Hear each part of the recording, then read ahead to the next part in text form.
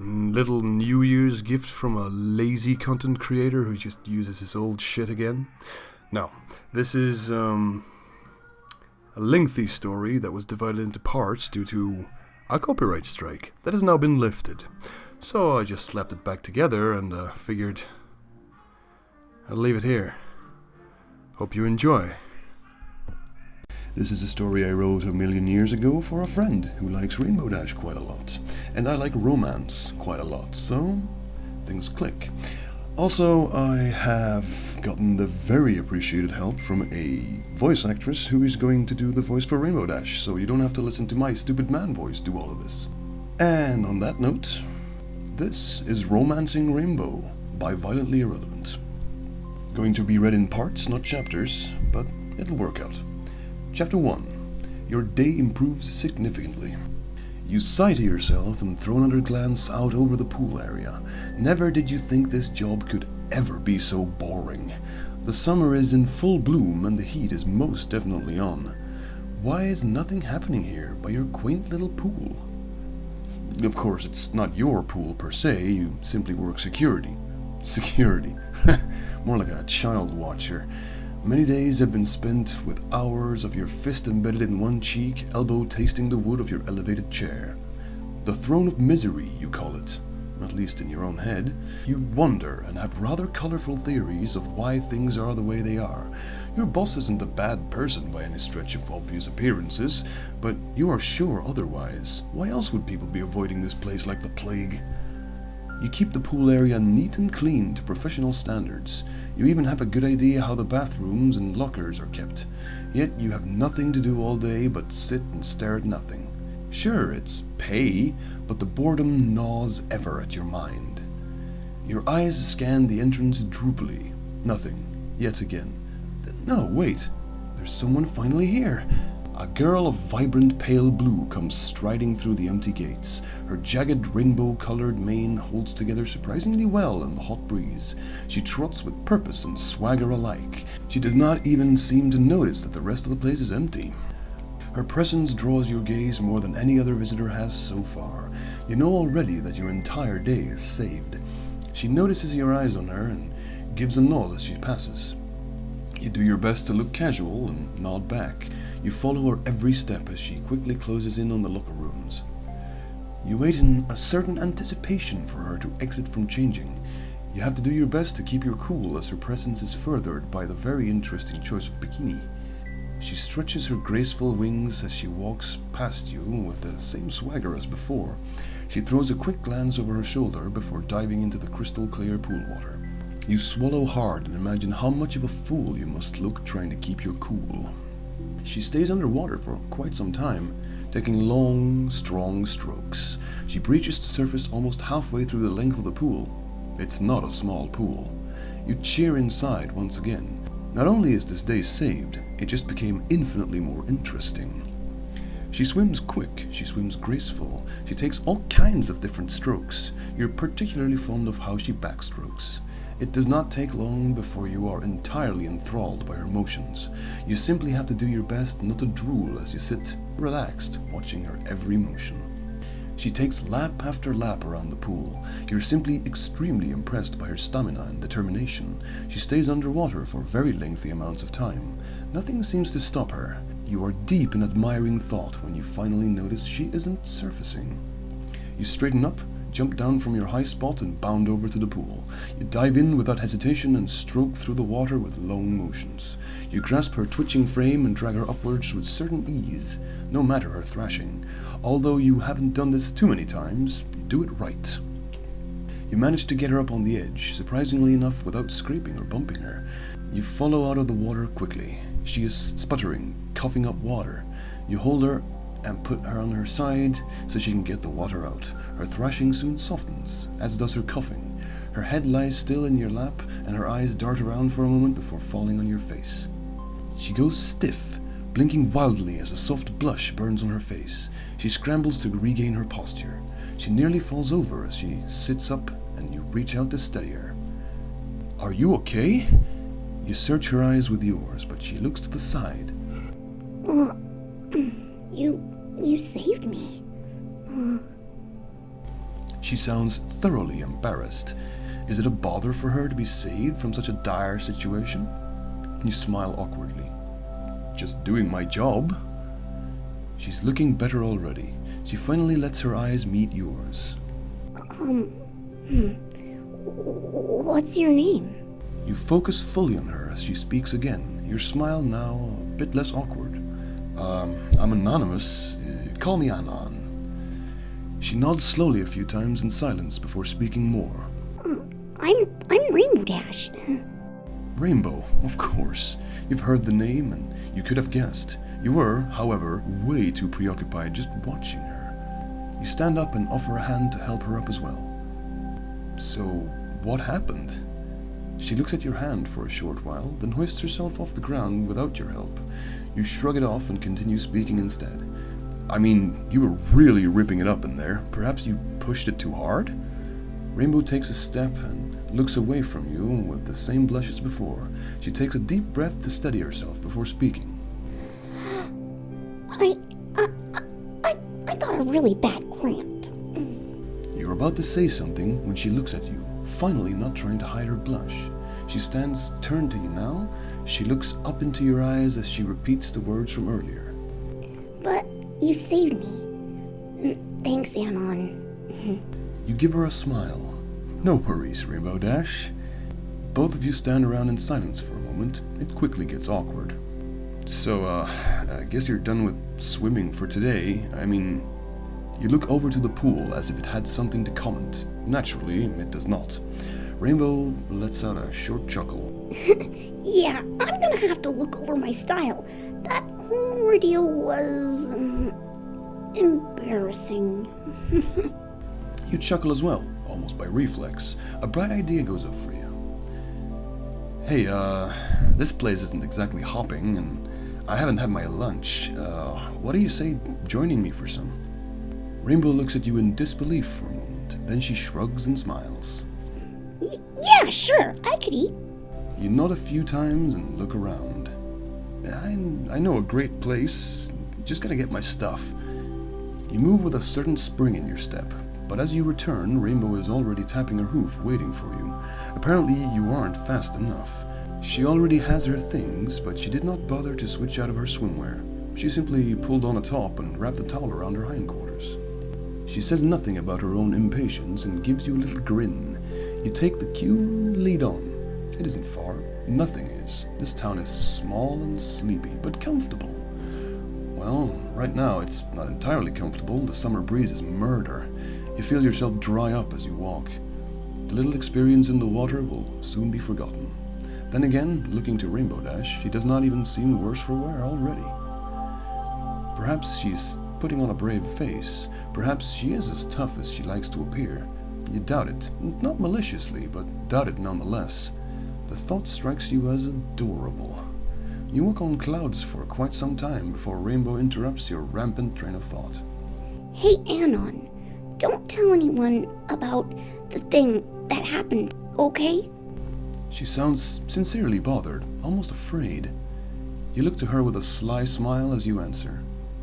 Don't worry, Rainbow Dash. Your legendary awesome is safe with me. Your cheesy line washes the insecure look off Rainbow's face and replaces it with a wicked grin.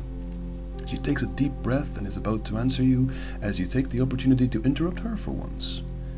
We're here, Pony Curly's Hayburger Emporium. Rainbow looks up to the weather-worn sign before you two. She scoffs lightly and then gives you some kind of wicked grin. Ha! Good choice. I could definitely get my burger on. You try your best to play it cool and waltz over to open the door for her. She follows closely and gives you a certain look when you hold open the door. Gentlemanly actions don't seem to hit home, or is it a silent appreciation? You make a few mental notes and follow her inside. The place isn't even nearly half full. Where is everyone on this scorching day? The thought dissipates quickly as you are more intrigued by Rainbow ordering, quick and decisive. You have a hard time not sounding like a stammering fool as you read off the menu you've read countless times before. A few good choices for your human digestive system, but you had gotten used to it. A vegetarian diet had worked wonders for your physique and mind alike once you got over the initial bumps. The pony restaurants had an incredibly wide selection of dishes. Even with the few choices you could stomach, you could vary a salad against the next enough to not go into some manner of meat-desired frenzy. You glance over to Rainbow as she impatiently waits for her food. Hay burgers, strangely enough, take some time to cook. A few moments in silence and you are both served at nearly the same time. Swapping grins, you both turn and saunter over to the first available table. Rainbow sits down casually, but doesn't do anything to keep up appearances as she eyes her food like a hungry predator. You cannot help but to stop and just watch as she digs in. You pick at your salad absent-minded as your eyes follow her every movement. She pretty much annihilates her burger for the first few mouthfuls, then looks up to you with a quizzical look. Don't like your salad there, Anon? Her words take you completely off guard, probably because you were completely lost in just watching her eat, like a creep. You chuckle nervously. No, I mean, it's fine. You eat a bite quickly, trying to prove your point. She simply glares at you with a smart smile. Then she shrugs it off as quickly as she zoned in on you not eating. She goes back to her burger and you pick at your salad slowly. She is a messy eater. Still, she remains just as enchanting as when you first saw her. This little moment is pretty much magical to you. You don't know much about her, you do know you would like to make this a common occurrence in your life. For the first time since your arrival on this strange land, you found someone you'd like to try dating. You eat slowly, lost in thought for a moment more. She's nearly finished and you aren't even halfway. She looks at you again, the same smart smile creeping across her beautiful face. Something on your mind, lifesaver? She puts mocking pressure on the last word. You snap to and meet her smile with one of your own. I'm gonna be bold and just say it. You pause, and definitely not for dramatic effect. I'd like to get to know you. Rainbow blinks, her smile gone, although it does not stay away for long. She bursts into laughter. Very gentlemanly of you, Anon. She tilts her head to the side and eyes you with her radiant gaze. I thought that didn't even need to be said. You already asked me out for a date and all. It is your turn to blink and look confused for a moment. A date? This? Does she simply not understand what a date is, or does she have strange standards? It matters not. You gather yourself enough to smile for her. I meant like proper dating. Dinner and a movie type stuff. You hear yourself sound like an idiot. Thankfully, she does not seem to notice, or at least not react badly. She leans onto the table with an almost manic grin on her face. Proper, huh? Oh, knight in shining armor, where shall we dine then? She is mocking you. Terribly so, but it feels good. Oh, so good. Your brain is firing quickly, and you do your best to keep composure. You have no clue how the dating game goes with ponies. Sure, you're doing pretty good so far. You're already planning far too far ahead in your mind. You take a ragged breath to stabilize yourself. Oh, please, I'm just a guy in swimming trunks. You pause, this time actually for some kind of effect. She eyes you intently. I'll treat you to whatever you want, just let me know where you want to go. Rainbow's smart smile creeps back onto her face. She isn't done mocking you yet. Deep pockets, Mr. Swimming Trunks? You're enjoying her joker's attitude and wonder briefly if her mocking will get old or if she moderates it well. You look forward to finding out. Anyway, no need for a suit or anything. I don't roll that way. Let's just go to Happy Joe's, down a few ciders, and slob out with some greasy fries. She raises a brow and keeps a smart smile as she examines your reaction. You are read like an open book. You are loving every second of this, and she knows it. You breathe in deep while nodding, looking more like an idiot than you ever did, at least to yourself. She wallows in your slightly shy honesty and seems to be enjoying this just as much as you. She shuffles her stuff about on the tray and suddenly stands up. I'm gonna go home and hang out for a few hours. Girl's gotta have her time, you know. She leans on the table with a sly grin and gets rather close to your face, her large, beautiful magenta eyes fixed intently on you. Just meet me outside Happy Joe's around 8. You know where it is, right? You nod and swallow at the same time. Easy enough. You have been through most of the dive joints and miscellaneous hangout spots. Happy Joe's is one of the better ones. A bit peculiar, but definitely acceptable. She flashes you another wicked grin and then turns to stalk off, leaving you speechless and lost in thought yet again. You watch her leave without even trying to say something to her. Your eyes follow her every movement until she lifts off and zips out of sight. You look down to your hardly touched salad and blow some air out through sealed lips. Then you nod for yourself. The day improved indeed. You walk around in a certain daze for quite some time, dragging your feet with your head in the clouds. It feels like a dream and you are clinging on to it, afraid to wake up. Home, shower, clean yourself up. You dress casually and flop down on your couch. The walls of your small two-room house seem to close in as time crawls by impossibly slow. You find yourself glaring at one of the empty walls, daydreaming, your leg vibrating and your fingers drumming mindlessly. You jerk into a standing, your entire body nearly shaking. You take a deep breath, clench your fists and look to the door. Fresh air, you need it. Staggering outside, you breathe in deep through your nose.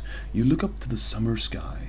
Golden hues have begun to creep into the scenery and the air is sweet with flowers. The brutal heat of the day lingers but has begun to subside.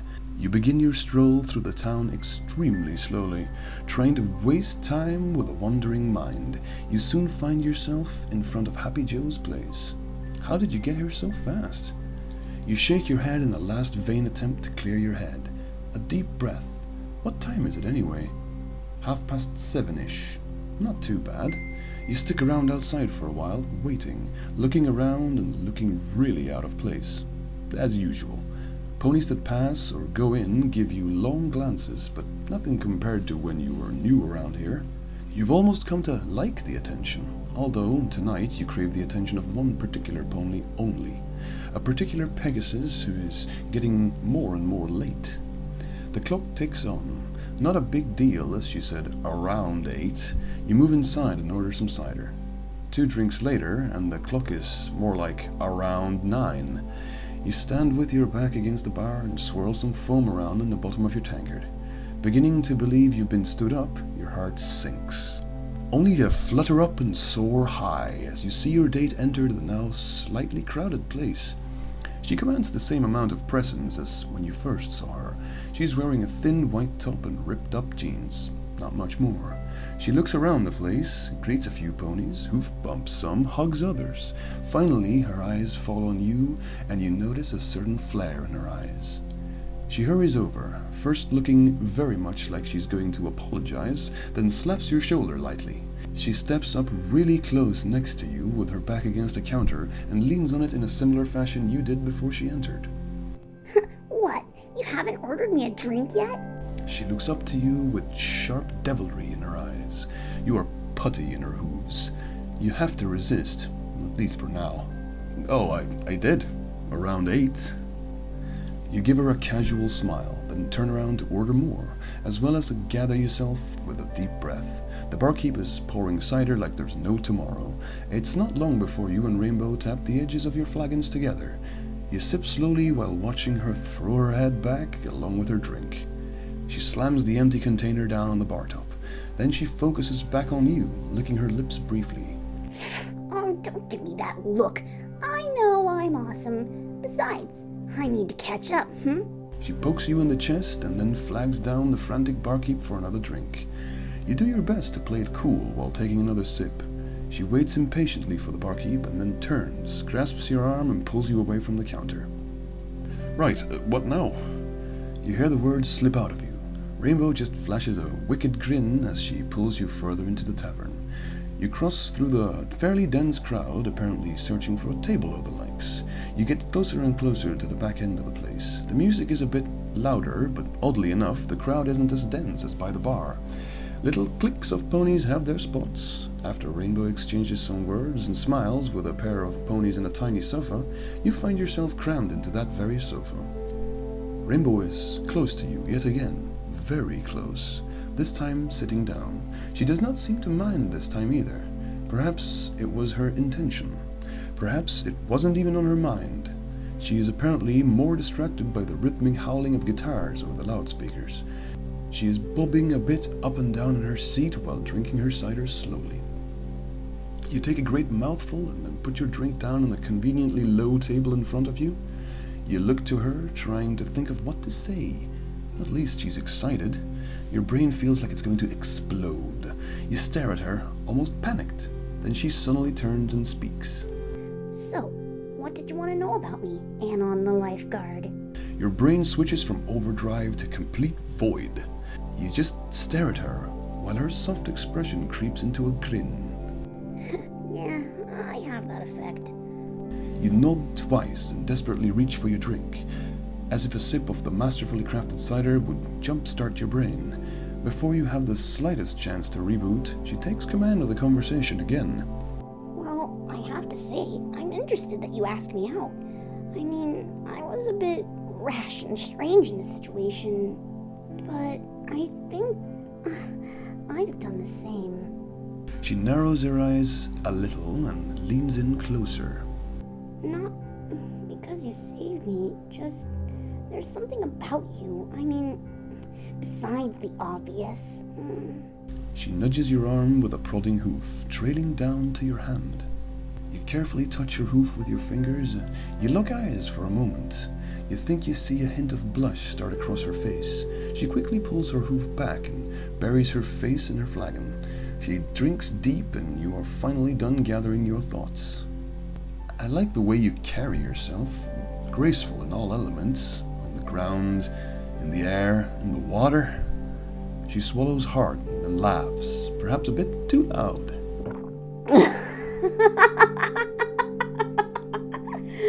Yeah, well, I apparently needed some training in the last one. You chuckle very shortly, an awkward croaking sound. She smirks and raises a brow while drinking down the rest of her cider. Well, I'm getting another. You want some clusterhead? You nod, begin to drink, but stop as she nimbly removes herself from the tight spot beside you to stand up. You tip your drink to her as she gives you a wicked grin, which I apparently say a lot, before pushing off through the crowd. You sit looking around at the ponies around you, meeting gazes with a few of them who are looking at you. You feel like a fool, yet you feel like things are going well. She did say she was attracted to you, right? Right? Still lost in thought when she comes back, you've managed to down your third cider. You look up with a sunny smile as she strides in between the small tables. Her step has a certain extra spring and her tight flank sways with her movements.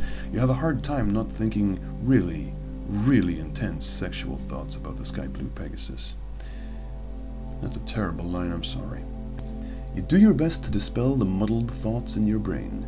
Have to pull something out of the mess to start a conversation. Have to ask interesting questions. You didn't just ask her here to satisfy your urges, although it's been long, so long, ever since you got to the land of the pony. Your thoughts trail off. You snap back to attention as Rainbow squeezes into the sofa, just as close to you as before. You aren't a very talkative date, Anon, she says with a smile while handing you the tankard of cider she just pressed through the crowd to get. You smile awkwardly and accept it. It is your turn to attempt to hide a blush. You mutter a few words in a fairly desperate attempt to say anything at all. Sorry, I'm a bit stumped from the heat today. Rainbow tilts her head to the side as she looks at you. Then she shrugs, drinks, and speaks with a smile. Well, I did say to knock back a few drinks and eat greasy food. Being bullied and talking wasn't part of the deal. She doesn't even ridicule you. She keeps her good humor, though. Tankard against tankard, you drink together and you start to feel your mind get even fuzzier by the sip. Almost 4 down, and you've forgotten how large these cups are, even for the pony's small size. Hey, I know. Rainbow suddenly perks up after a short moment of more awkward silence. She looks to you with new devilry in her eyes. You look back at her as she puts down her drink. Her grin is so sharp it could cut glass. Let's dance.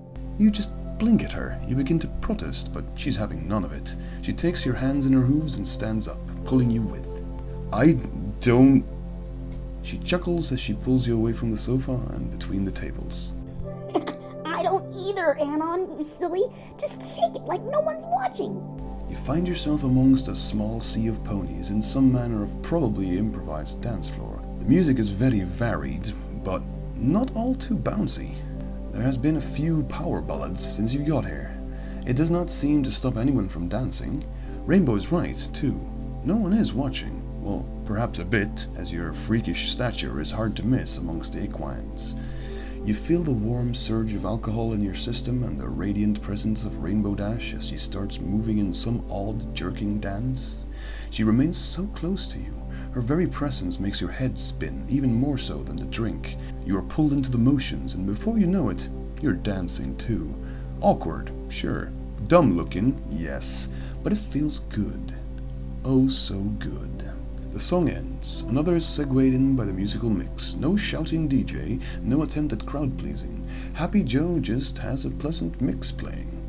The next song has you moving again. Then, as you're feeling like you're about to collapse, a spirited, if a bit cheesy, piano tune chimes in.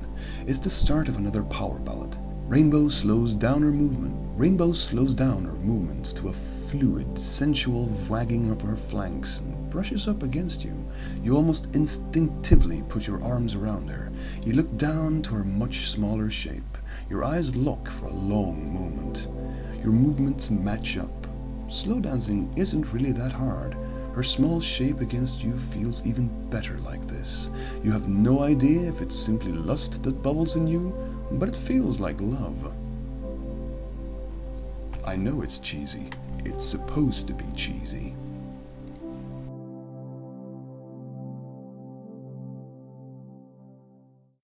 Romancing Rainbow, Chapter 2, The Day After a Good Night. The flare of the morning sun finds its way into your firmly shut eyes. The heat of the day has begun to build, and the rays from the celestial ball of flame tingle your face.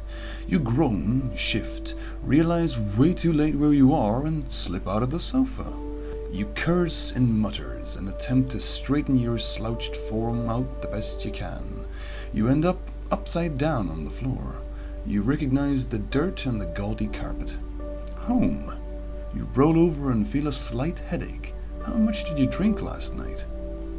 Some of it comes back to you like lightning from a clear sky. Rainbow Dash. Your eyes widen and you get up. First on your arms, easy enough. Then you attempt to stand and almost fall over. That sofa sure isn't something to sleep on.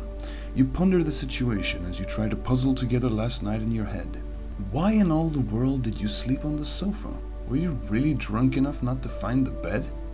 Another flash. You spring to wobbly legs as your eyes remain wider than ever.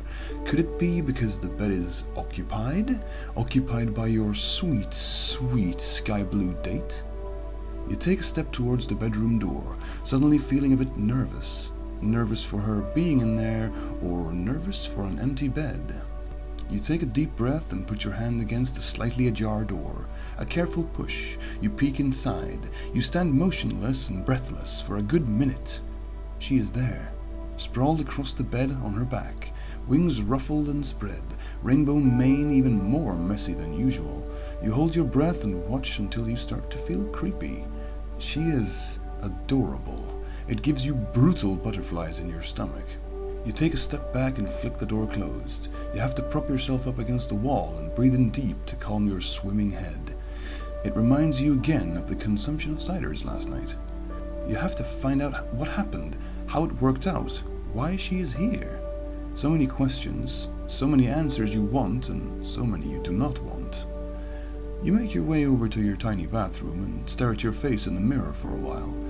You got this far. Why have any doubts now? An unsure grin for yourself, you turn away and busy yourself with getting clean. What feels like an eternity later, you step out from the now steaming room after a lengthy shower. The small cottage remains quiet. No, wait, you hear a faint noise. Tiptoeing over to the bedroom again, you peek inside to find Rainbow snoring. A very light noise. mostly that of soft breaths. It is probably due to her sleeping on her back with her head tilted. The adorable sight hits you again like a speeding train. Even the sound is like music in the otherwise deathly quiet. You rummage around for some clean, or at least semi-clean, clothes. After dressing, you step into the kitchen, or kitchenette, as it is simply one of the walls of the living room. Something for breakfast and something to greet Dash with. You haven't made breakfast for someone other than yourself in, years? You suppress a chuckle as you prance back and forth among your modest kitchenwares. It is far from every day you eat out, and with a brilliant produce market just a short stroll off, there's always something fresh to whip up at home.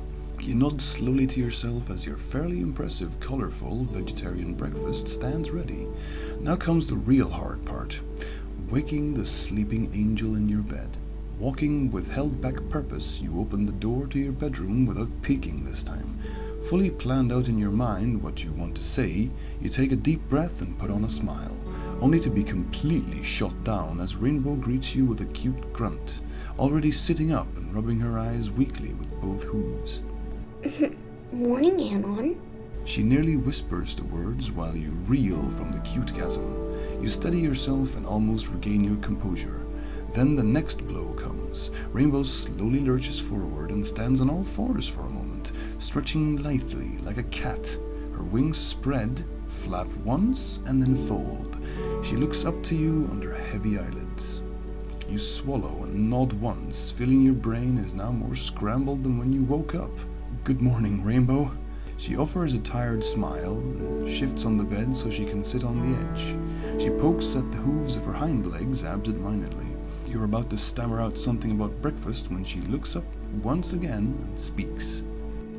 I couldn't guess you'd dance like that, with those freakish hooves you call feet. You are near panic. Did you hurt her? No, there's no memory of that. She spots your confusion and grins sharply. It was the cider, eh? Well, lifeguard boy, you almost danced me all across town. She stands up and stretches once more, a heavenly sight to behold once more. Thanks. I've, never really had a good partner before. You speak extremely slowly, and she lets out a very short giggle as she steps closer to you. She puts a hoof against your chest and trails it downward while looking up. And this time you got someone awesome. You look into her still not fully open eyes and give her a sweet smile. Yes, Dash, you are awesome. You hook one arm around her. She looks expectant for a moment, but you dare not go further. She notices you aren't going anywhere with the embrace, so she simply stands there for a moment, close to you. Finally, her impatient side takes over. So, what are we doing today? She leans back a little. You feel her very slight weight on your arm. It feels good. Well, I made breakfast. That's a start. Rainbow raises one brow and gives you a typical Oh, really?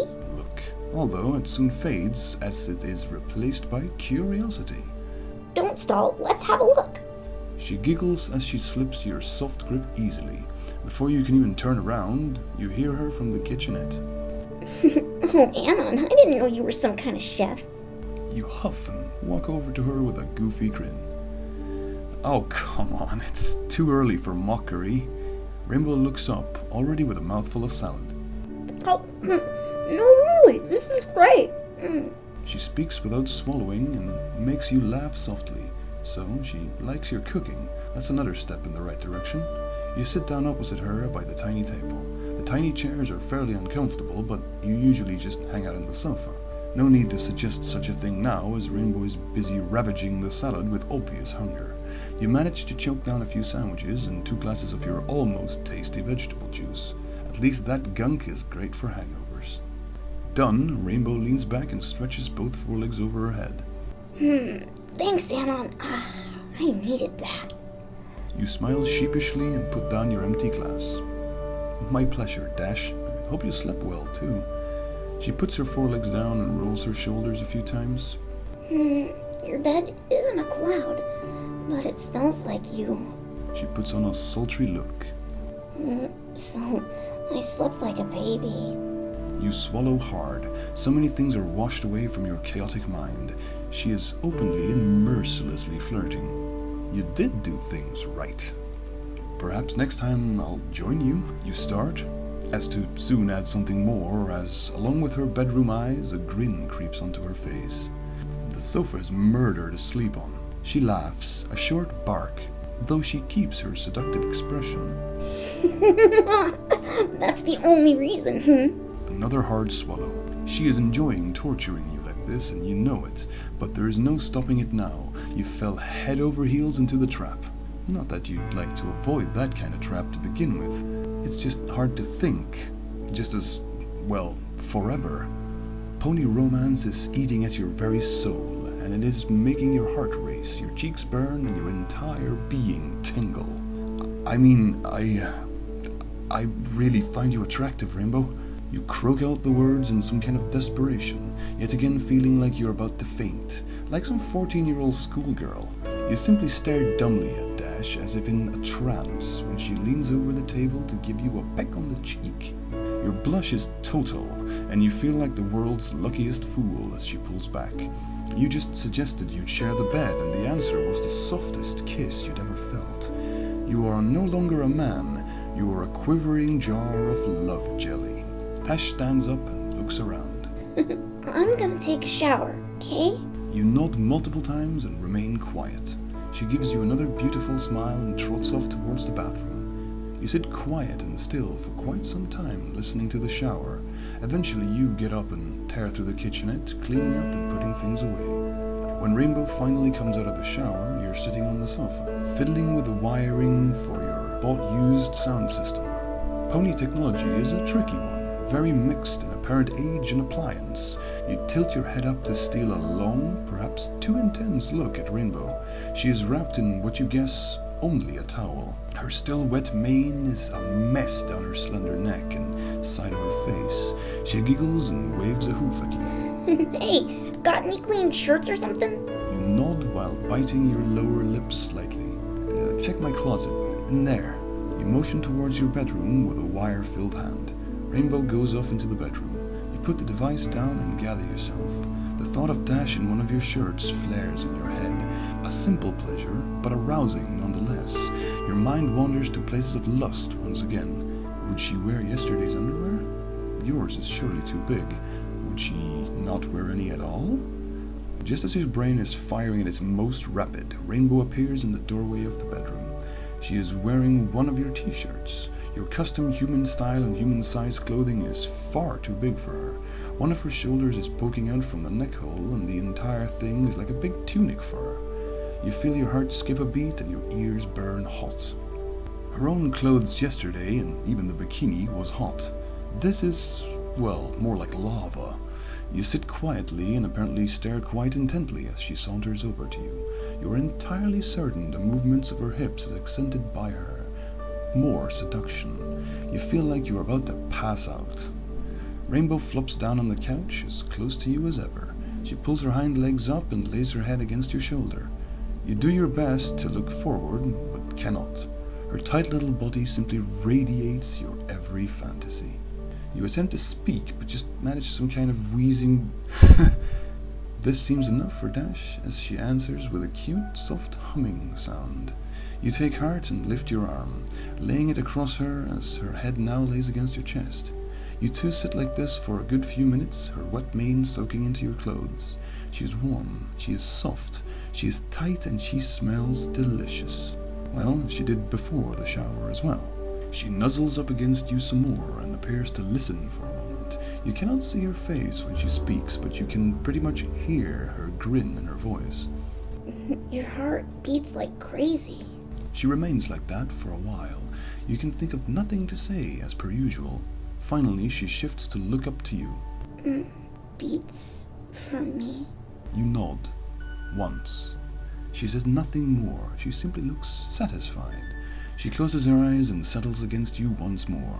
You let her presence wash over you and keep you completely entranced. This moment could last forever, and it would never be a waste of the time it took. You put both your hands on her and hold her close. You listen to her breathing. You feel her tight little body be comfortable against your fairly chiseled frame.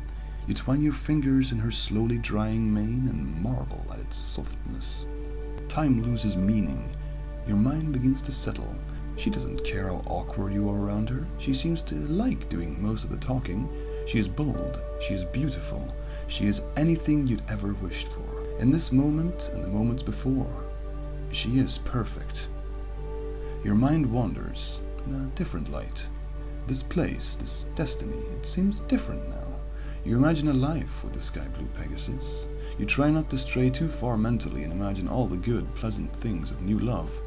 Finally, your mind lands on something more basic than the wondrous concept of love. You breathe in deeply through your nose, close your eyes and visualize it. Sexual intercourse. It could be done. It can be done. It will be done. You grit your teeth for a short moment, opening your eyes and looking to dash. Your body has begun stirring in a certain area and you do not wish for her to notice. Everything is embarrassing enough, no matter how good it is going. Dash, you whisper. She stirs, soon shifting to look up to your face once again.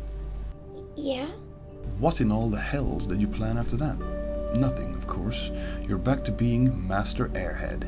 You stammer something unintelligible and Rainbow picks up on it instantly. She shifts, sits up a bit more and brings her face very close to yours. Her big, beautiful eyes are pretty much burning holes in the side of your head before you turn to look at her. Yes? Oh, Anon, dear. She speaks with a very mocking tone. Somehow it relaxes you. Wanna watch a movie or something? You manage the words fairly well. You observe her for a desperate second. She pulls a face, but then just laughs and drags her hoof softly across your chest. You know what? I'd love to watch a movie. You lick your lips in thought for a second, then shift ever so carefully to get up. Rainbow leans back and pretty much strikes a pose. Sexy, mixing mockery and seduction on her face. You scramble off the sofa and step across the room to your horrendously outdated Ponytech TV. This place has a sporadic view on television broadcasting, and most films made are only viewed in cinemas or in gatherings on special occasions. The everyday broadcast simply never took off. That did not stop some clever ponies from dreaming up and, part magically, construct some manner of video recorder. You fumble through your meager collection of tapes. Pony cinema was, or perhaps still is, a difficult thing to get into. But as with any film industry, there's always something that comes out interesting. Pony action flicks are a definite favorite. Lots of adventure and intricate fights, less emphasis on violence and more speed-filled acrobatics. You recall something in the muddled conversation from last night that Rainbow likes both speed and acrobatics. She does seem like the target audience of these kind of films. You stop debating with yourself of what to pick and hold up two fairly worn tapes. Operation Thundercloud or Fly Hard 3? Dash shines up. In fact, her entire body perks up. She sits cross-legged, hooves down in her lap with wings slowly unfolding. You've got Fly Hard 3? I haven't seen that one since, junior flight camp. Her sunny grin pierces your heart like a wicked spear of awesome. You nod and pop the tape into the ragged old quarter. A bit of finicking about and holding the right buttons for a very specific amount of time, the dusty thing sputters to life. You move over to sit down and Rainbow reaches out for your arm and hugs it closely. She pulls you down into the sofa and cuddles up to you as the intro begins playing. You're a real treasure, Anon. This is gonna make me nostalgia so hard. Cheesy rock music, even for your human ears. You recall the 80s and early 90s action from your world and realize you've seen this pony flick almost as many times as you saw certain Schwarzenegger movies. Now, you aren't even alone. This is going to be a good time. The plot is pretty standard, just with a whole lot less drugs, guns, and terrible innuendos than your average human flick. You aren't entirely paying attention to the screen, though. You're far more interested in the Pegasus on your arm. She squeezes your arm lightly when stuff happens in the film. She cheers at certain things and looks to you with sparkling eyes when you randomly blurt out some quotes for a one-liner that happens all too often in these kind of movies. More than halfway through the rather lengthy adventure, you notice her glancing up at you more frequently. Finally, your eyes meet with a long, longing glance. You know the time has come. The electricity coming off the action scene on the screen is nothing to the electricity between you two. You lean in, never so sure about anything before in your life. You see her eyes close slowly and her lips pucker. You let your free hand wander up her back and into her mane. Your lips meet, careful at first. You grab her head softly and soon deepen the kiss. Pull back just slightly, no need to end it yet. Your lips meet again, a little bit more intensity. Gentle pecking for a moment, then you part your lips. She feels it, she does the same. Your tongue reaches for hers and she meets it. A quick touch of the very tips of your tongues. She lets out a short, huffing pant. Then she takes it on herself to take the step. She lets her tongue dance with yours, deepening the kiss significantly. Your grip of her tightens slightly and she presses herself against you, now embracing more than just your arm. The action on the TV is now simply forgotten background noise. You tangle with each other for some time, breaking kisses, diving back in, passionate, exploring, and even a bit sloppy. Finally, you both pull back and look at each other. She licks her lips with a deep blush riding her cheeks. You take a deep breath and remain almost completely still, definitely not wanting to release her from your grip. She blinks slowly a few times and smiles, a sweet, sweet smile. Anton, we're missing the movie. You do not even turn your head, yet you loosen your grip slightly. She shifts in her seat to half look at the television, half cuddle up against you. Close, so close. You both remain still for the remainder of the movie. You are much quieter than you were before, but you do crack the odd quote and revel in the sound of her giggling as you do. When the film is over, Dash rubs the top of your chest with her hoof and nuzzles her cute little snout just under your yaw. That was awesome, Anton. I liked the intermission, too. Your hand searches across her back, ruffling the feathers of her wings with your arm. You finally find the top of her tail and twine your fingers in the rainbow mess. I'm glad I found one you liked so much. You feel her lips on your neck as you speak. You grin uncontrollably. If yesterday was the best day ever, what is today? There cannot be a scale for these things. Sitting still for so long gets me all stiff. She murmurs the words and begins to shift. Before you know it, she has slithered out of your grip once more and positioned herself on top of you. She sits in your lap, facing you. What do you say we go outside for a while, clear our heads, and get the blood pumping? She raises a brow and puts on a quirky look. Then maybe we can find some chow, come back here, and ignore another movie, Your face flushes, your expression says everything. Yes, of course, you'd do anything for that. I got energy for anything. She leans in and kisses your cheek, then suddenly leaps up, wings aflutter, and shakes her head. Her mane falls back into place, well, almost, as before it got wet. She gracefully lands after a very short flight and grins for you. You shuffle to your feet without words and look her up and down. You want some other clothes or something? Rainbow looks down to herself. Oh yeah, this is so comfy. I forgot I was wearing it. Her grinning face fixes on you again. I'll just slip into my stuff from yesterday. They aren't too nasty. She steps off towards the bedroom, looking back to you over her shoulder. She speaks with a singing voice. And no peeking. A giggle accents her words, and she hardly even closes the door after herself. You stand in the same spot she left you. Your head is more clear now, although there's a million things raging inside of you. What will happen? How will you get there? Like a leashed hunting dog smelling its prey, you want to howl and run around. Also, like a nervous teenage boy, you dream up poems of undying love. While you're standing around feeling silly about yourself, Dash re-enters the room in the same top and trash jeans from last night. An admirably simple and, at least to you, very attractive attire. You step over to her and offer her your arm. She looks at it and snickers. All right then, Mr. White Knight. Let's go for a pleasant little stroll. Her mocking tone is back. Her presence and posture is too. You don't have to say anything as she takes your arm and lets you lead. Outside is swept in the pleasant shade of summer afternoon. There's a soft breeze and the scent of flowers is different at this hour. It never ceases to amaze you how well kept this nature is. Plenty of ponies around with green thumbs, or hooves as it were. You two walk along, arm in arm, hoof in hand.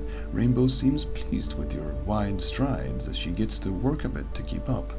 There's a great big smile on her face all alone. She greets a few ponies you meet, the smile never leaving her face. You two turn heads, and Rainbow squeezes your arm a bit harder every time you do. Your mind races, your heart beats. Boyfriend-girlfriend scenario already? Why not? You were never one for excessive attention, still, you aren't one to back down either. Rainbow, on the other hand, seems to be practically glowing just being seen with you like this. After quite the walk, halfway through and around the town, she stops you and steps up before you. This is a bit less hardcore than what I usually do for exercise, but I guess today is different in so many ways. She looks to the side, seemingly lost in thought for a moment. When her gaze returns to you, she is smiling yet again. Let's get some pizza, ciders to go, and see about Operation Thundercloud. You cannot but to answer her smile. A non-activity and more alone time with Dash? You thought she'd never ask.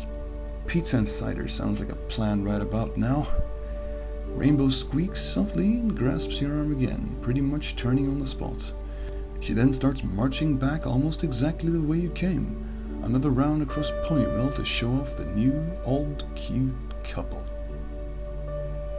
End of chapter. Romancing Rainbow, Chapter 3, A Sensual Evening. The Griffins are breaking through the last barricade. On your hooves, Pegasi. We give 'em hell! The dark grey stallion with a close-cropped yellow mane barks at his few companions, the last members of Alpha Force 7. The wounded winged ponies shuffle to their hooves, and even through grime, cuts, bruises, and tattered uniforms, they look heroic. Rainbow drags her hoof across your thigh and then halts on your knee. She keeps her eyes on the buzzing little TV set while raising her bottle of cider. The cool, frothing, golden liquid spills into her mouth and continues downward. She remains unflinching in her attention to the grainy film before her. You, on the other hand, are not so entirely captivated by Operation Thundercloud. Not that you don't like it. Heck, you're the one that suggested it. It is just, between the delicious drink and the even more so delicious Pegasus beside you, your hands are full. At least to a degree. Dash is even more into this movie than she was the first one. You guess it is some kind of Pegasus pride, seeing her fellow winged ones fight a gritty war against an enemy you are pretty sure never existed. Sure, griffins are real. That's strange enough. The mad beasts in the film, however, seem fictional. Also, she is both quite the drinker and handles herself very well with a few ciders in her. Last night was hard to tell with the atmosphere and the dancing, as well as you lost count somewhere after 6 drinks. Right now, she has had 3 and is more focused and excited than silly and giggly. Then again, might just be her personality. She is a treasure, a little gift that unwraps more and more before your eyes. So far, everything is absolutely golden. You smile for her as she looks back at you. You glance at the screen as she points out something particularly awesome as winged ponies and winged lion-eagle things fight hand-to-hand, or hoof-to-claw as it were. You run your hand down the middle of her back, between her wings, and she shudders lightly at your touch. She then gives you a fierce gaze and mumbles something about not distracting her. The fierce gaze fades into a smile just before she looks back to the TV. You promptly stroke her again. She giggles and slaps your knee with her hoof. The crashing and thrashing on the television intensifies even further. Rainbow perks up, shifting on the edge of her seat. She almost seems like she's about to cheer or cry. You have a hard time telling. Her hoof is back on your leg. Her bottle sits empty on the table. She squeezes your thigh lightly at first, then harder and harder. Apparently, Master Sergeant Thunderhead is making some kind of valiant stand, or whatever. You sip your cider thoughtfully and observe Dash closely as she watches. She hardly blinks anymore. She has not seen this one before? Or is she truly that passionate? Any answer is fine, but you'd like to imagine. You touch her again as you notice a single tear on the side of her cheek. She twitches slightly and quickly mops it up with a swift stroke of her hoof. She then sinks back into the sofa and nudges in closer to you. I know it's just a movie, and that fights like these don't really happen. Her words soak in nice and deep in you. Ponies don't know much about this kind of thing. They do seem to have imagination enough to figure out close enough, though. You decide not to divulge too much about human relation to war. You simply stroke her again, and she seems to relax a little bit before continuing. But it grips you, you know? It's so intense. You nod slowly and drag your fingers through her mane carefully.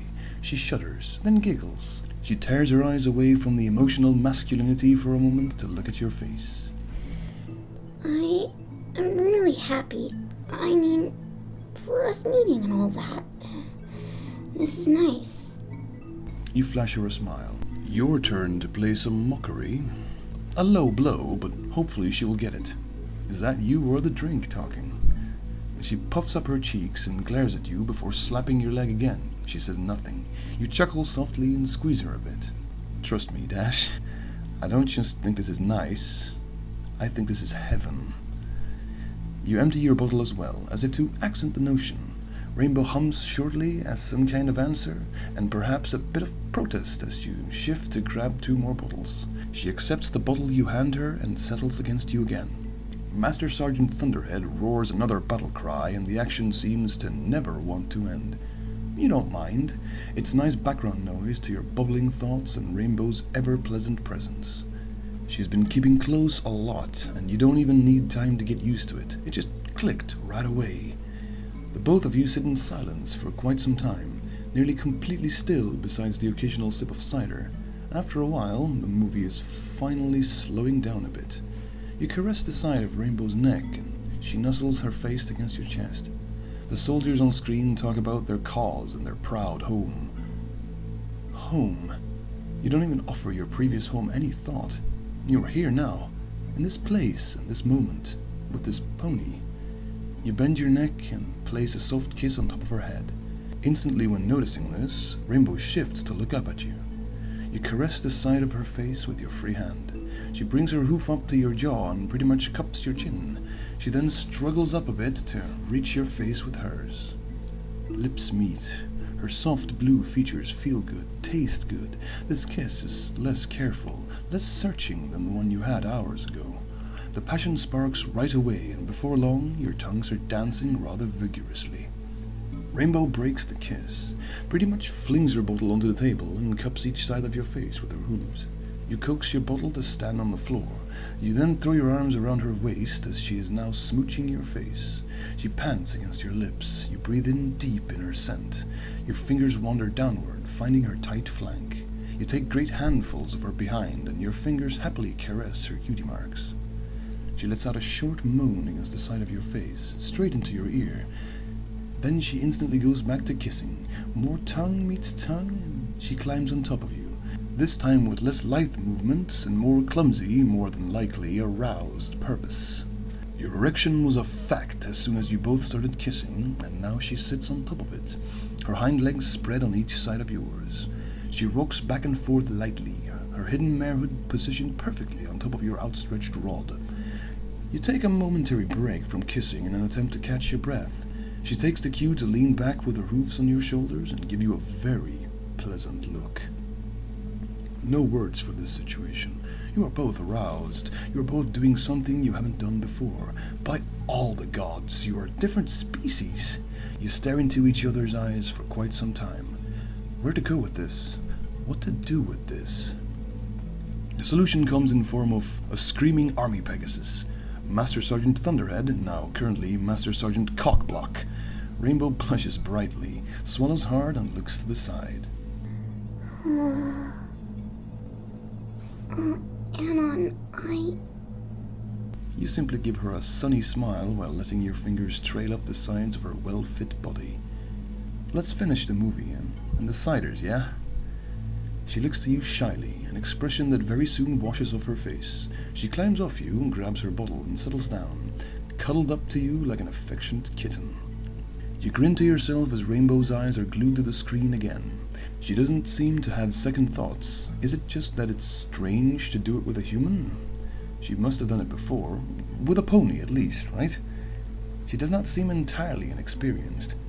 You don't think too much about it, and when the time comes, it'll work out. Your rock-solid throbbing boner disagrees. It wants to know right this instant. You compensate your sex-crazed mind with another swig of cider.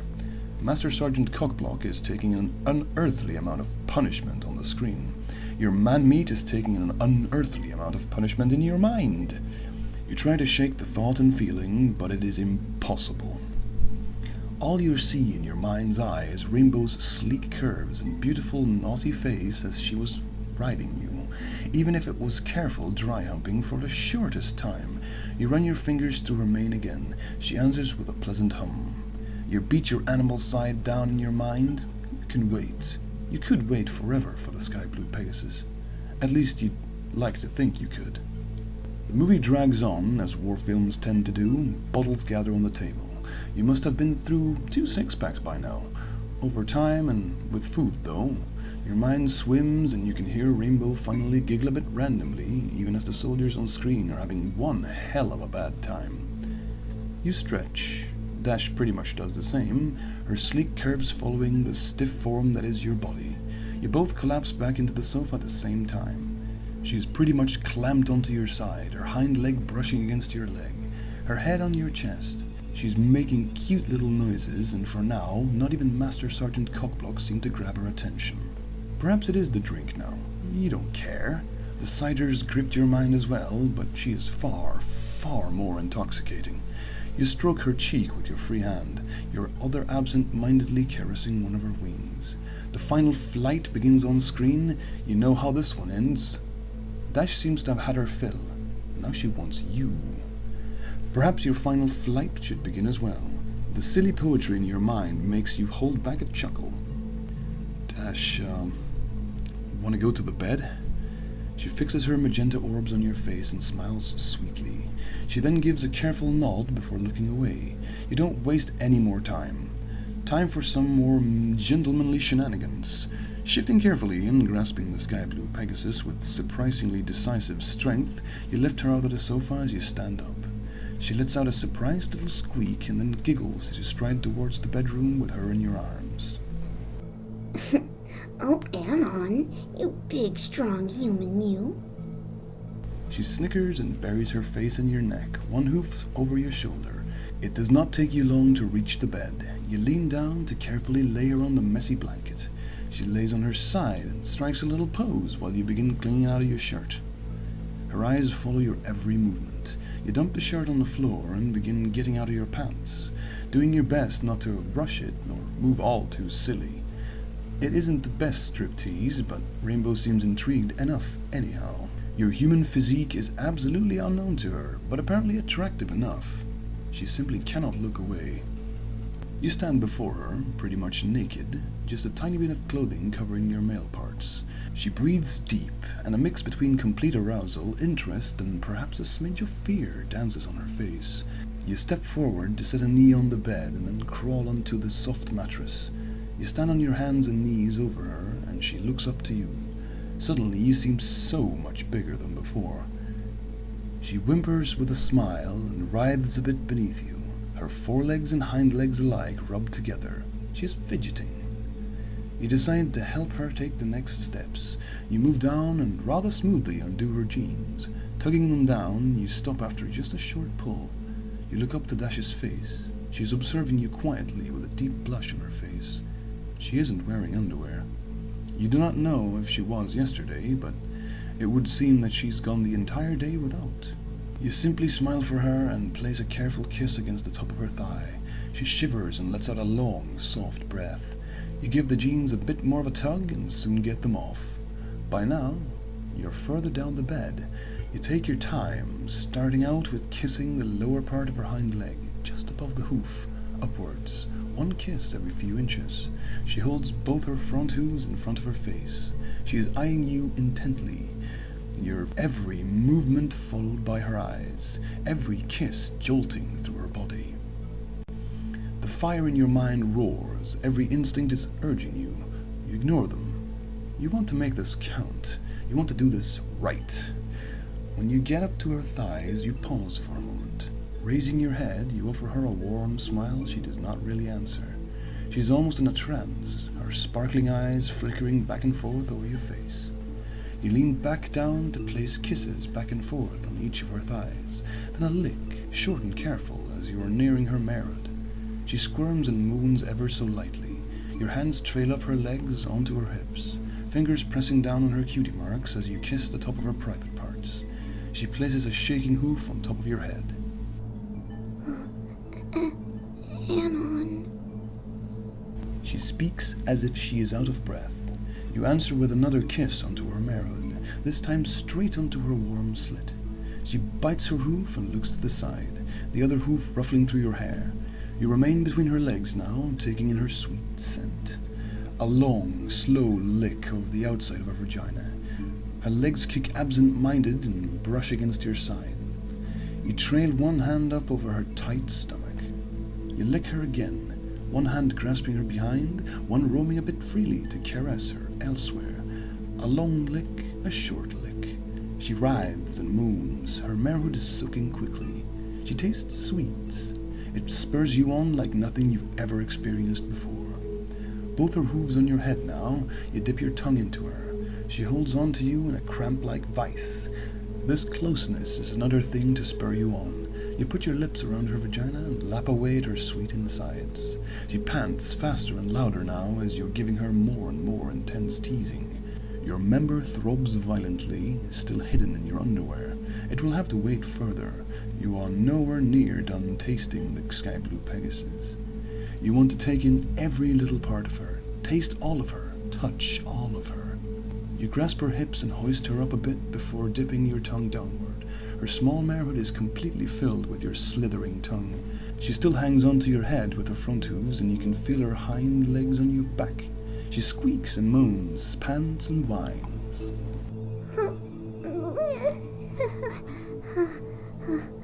Anon. Oh, Celestia, Anon. Her female parts convulse, leaking sweet juices. She tenses her back and bucks lightly against your face, grinding her vagina into your mouth. Your lips and tongue meet her movements, licking quicker than you've ever talked. Rainbow lets out some string of muddled words. She is no longer able to form a complete sentence in the intense pleasure you are giving her. She pants out of control and desperately caresses your face with her hooves.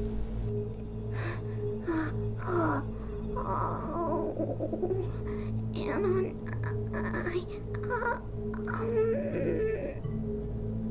You feel her cramp up once more, and your mouth flushes with her sweet taste. She must have come. You feel her hooves fall away from your face, and she writhes against the mattress, leaning back. You carefully put her down and gaze up to her over her tight little body.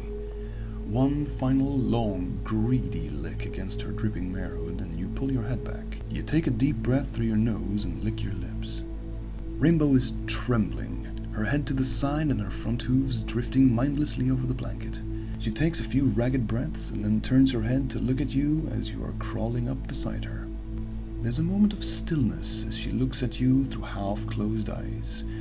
Then she jolts back into attention as you run your hand up across her tight little body. She giggles breathlessly and lifts a hoof to your chest.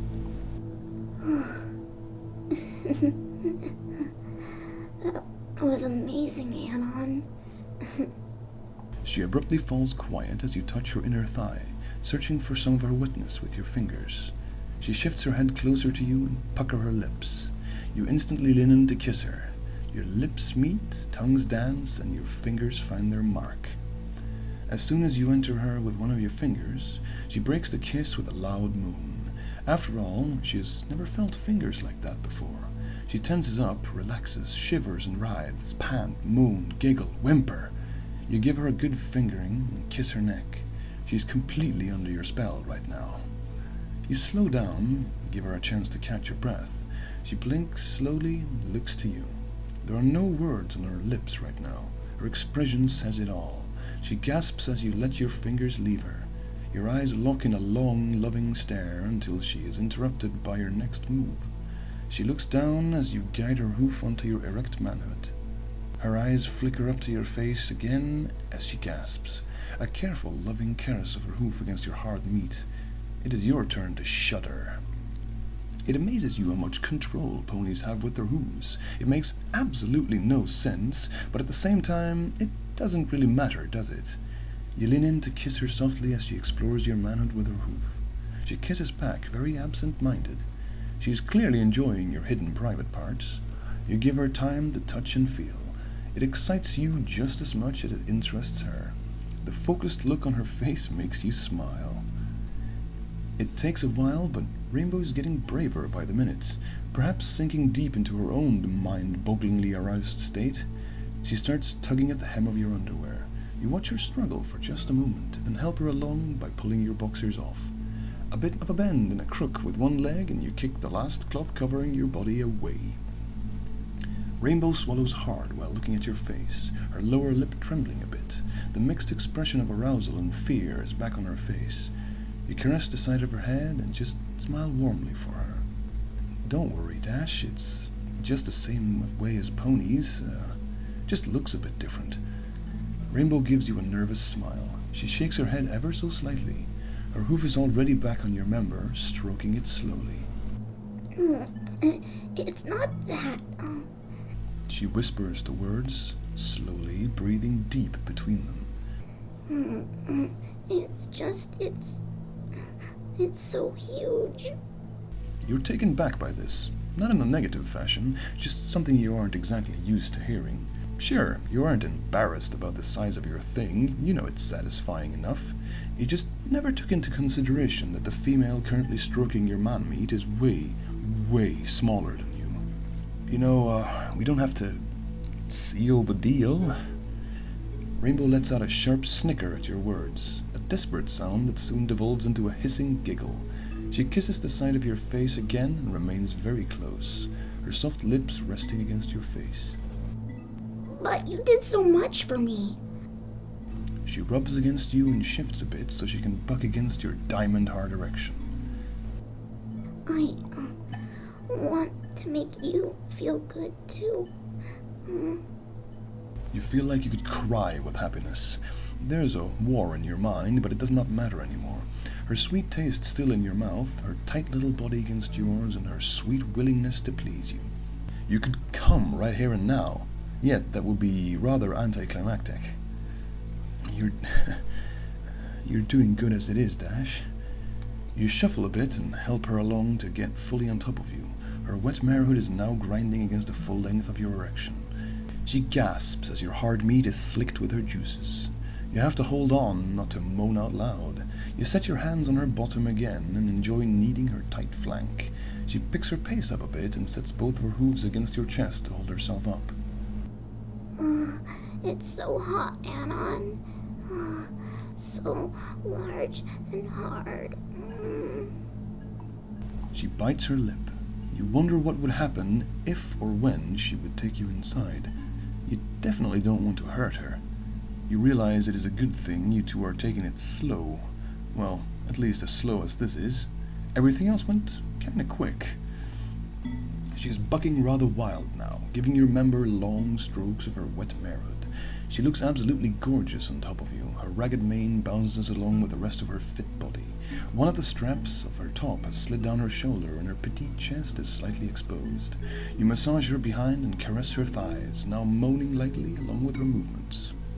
Your manhood feels like it's about to explode, in more ways than one. It is your turn to bite your lip, gasp and pant. You grasp Rainbow's shapely waist with both hands and roll your hips, thrusting your large erection against the outside of her wet, warm female parts. You moan together, and you can see Dash smile down at you through her twisting face of intense pleasure. Your grip of her hips tighten a little as your member throbs with every stroke you give. Every buck she makes you grit your teeth. Your orgasm is close. Rainbow, You interrupt yourself with a moan. Dash leans down and puts both hooves by your face again. Her beautiful visage hovers so close above your face. You look into her eyes. She stares intently back at you as you both match strokes. The sparkle in her eyes says it all. Just come. Oh, I'm coming.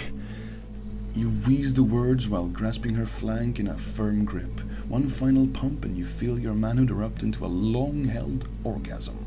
Your semen shoots up over your stomach and Rainbow stops, wide-eyed.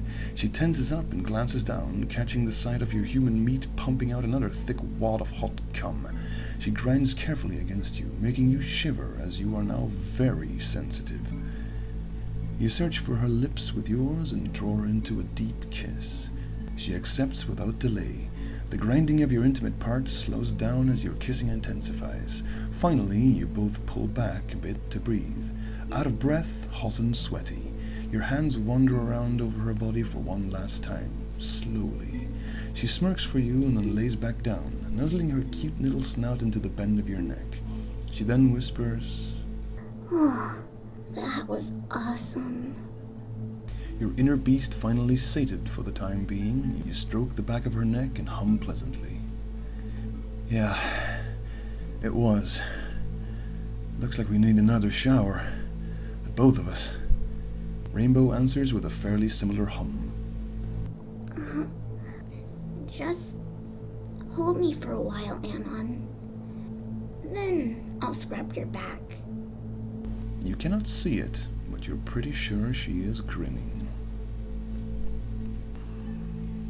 End chapter 3, more coming soon.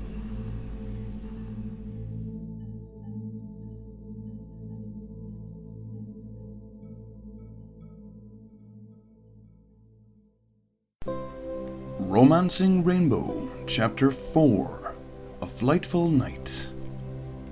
The little romp in bed and the subsequent cuddling took longer than anyone would have imagined. Between the human and the Pegasus, it could have been seconds. Very long seconds, sure, but a stolen moment while the world wasn't watching. The scent of sex was just as pleasant as whatever aftermath produced did not matter.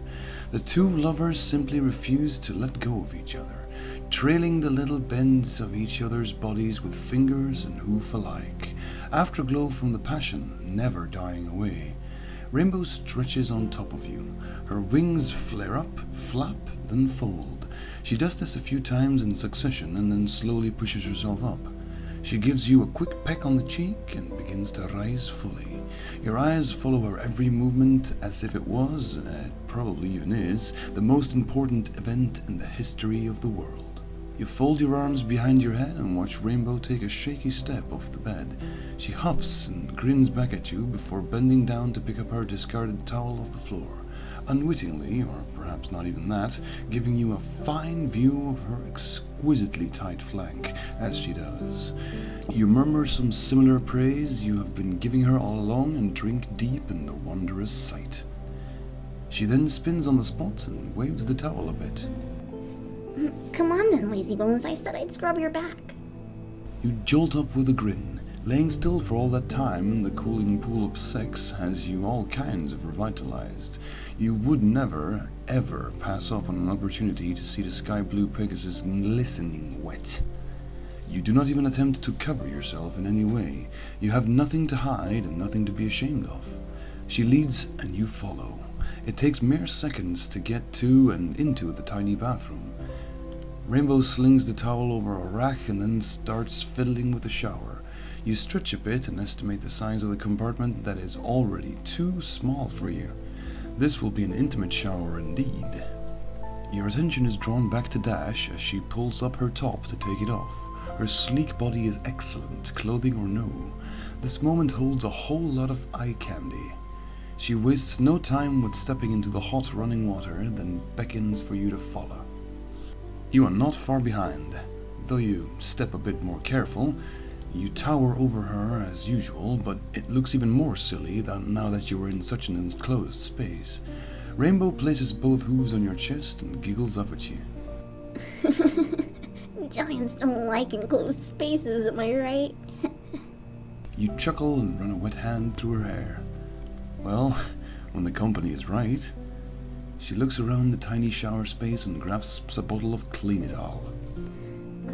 Looks like scrubbing your back will be more of a challenge than I thought.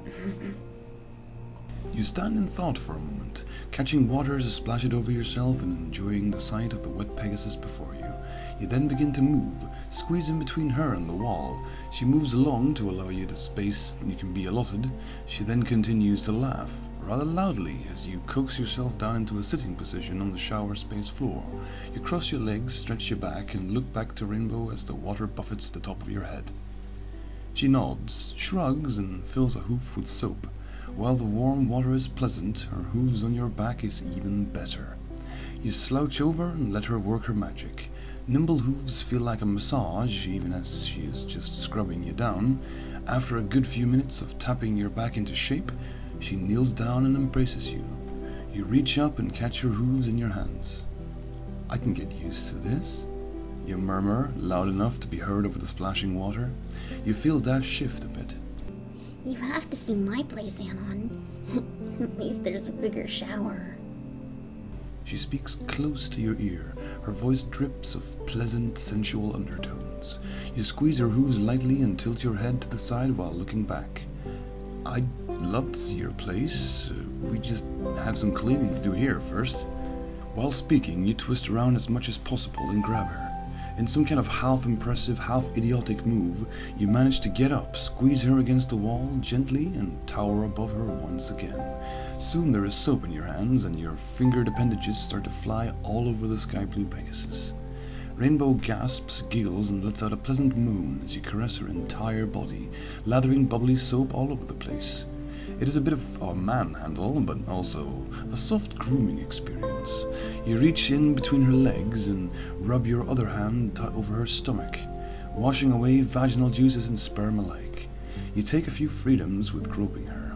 Rainbow presses herself against you and gives little squeaks of joy as you give her a bit of finger treatment.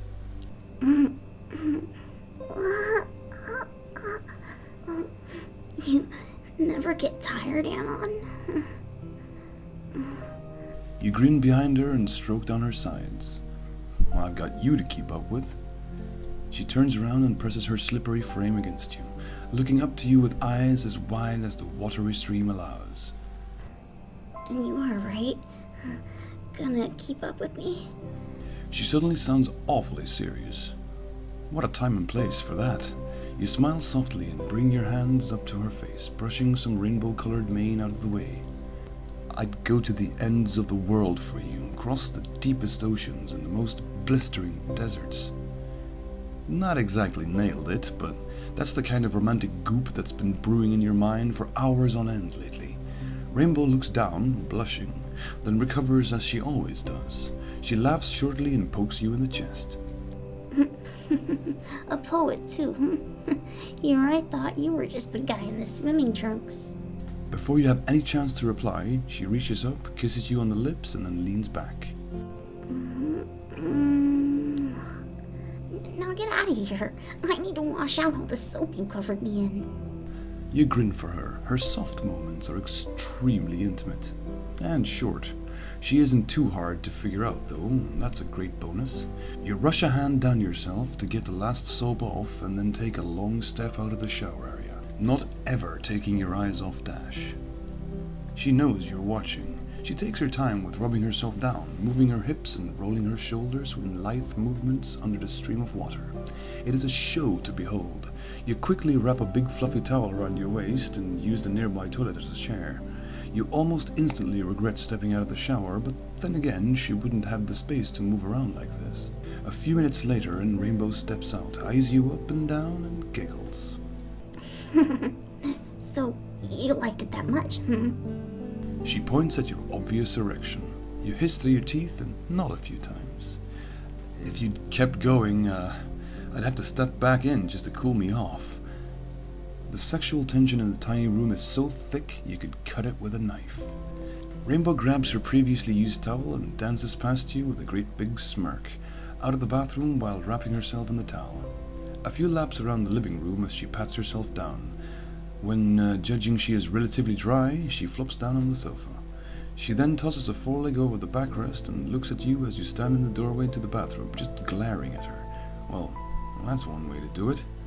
You adjust your erection and step out into the living room as well.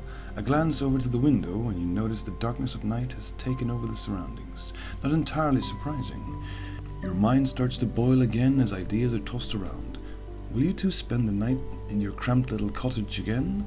Are you perhaps taking her up on the offer to go to her place tonight? You stroll over to the sofa and lean down on the backrest with your arms for support. I was thinking, how about we get out of this cramped dump and go see your place tonight? Rainbow shines up. Her eyes practically sparkles at the prospect. Then she suddenly sinks into deep thought. You watch her intently as she does some kind of complex calculation in her head. You have no idea what's going on. She breathes in deep through her nose, clicks her tongue once, and finally shrugs. It would be awesome, don't get me wrong, but it just struck me. You can't fly. You rise to a standing again and flap your arms lazily. Not exactly, no. Rainbow laughs and kicks her legs up in the sofa, lays her head on the armrest and gazes at the ceiling.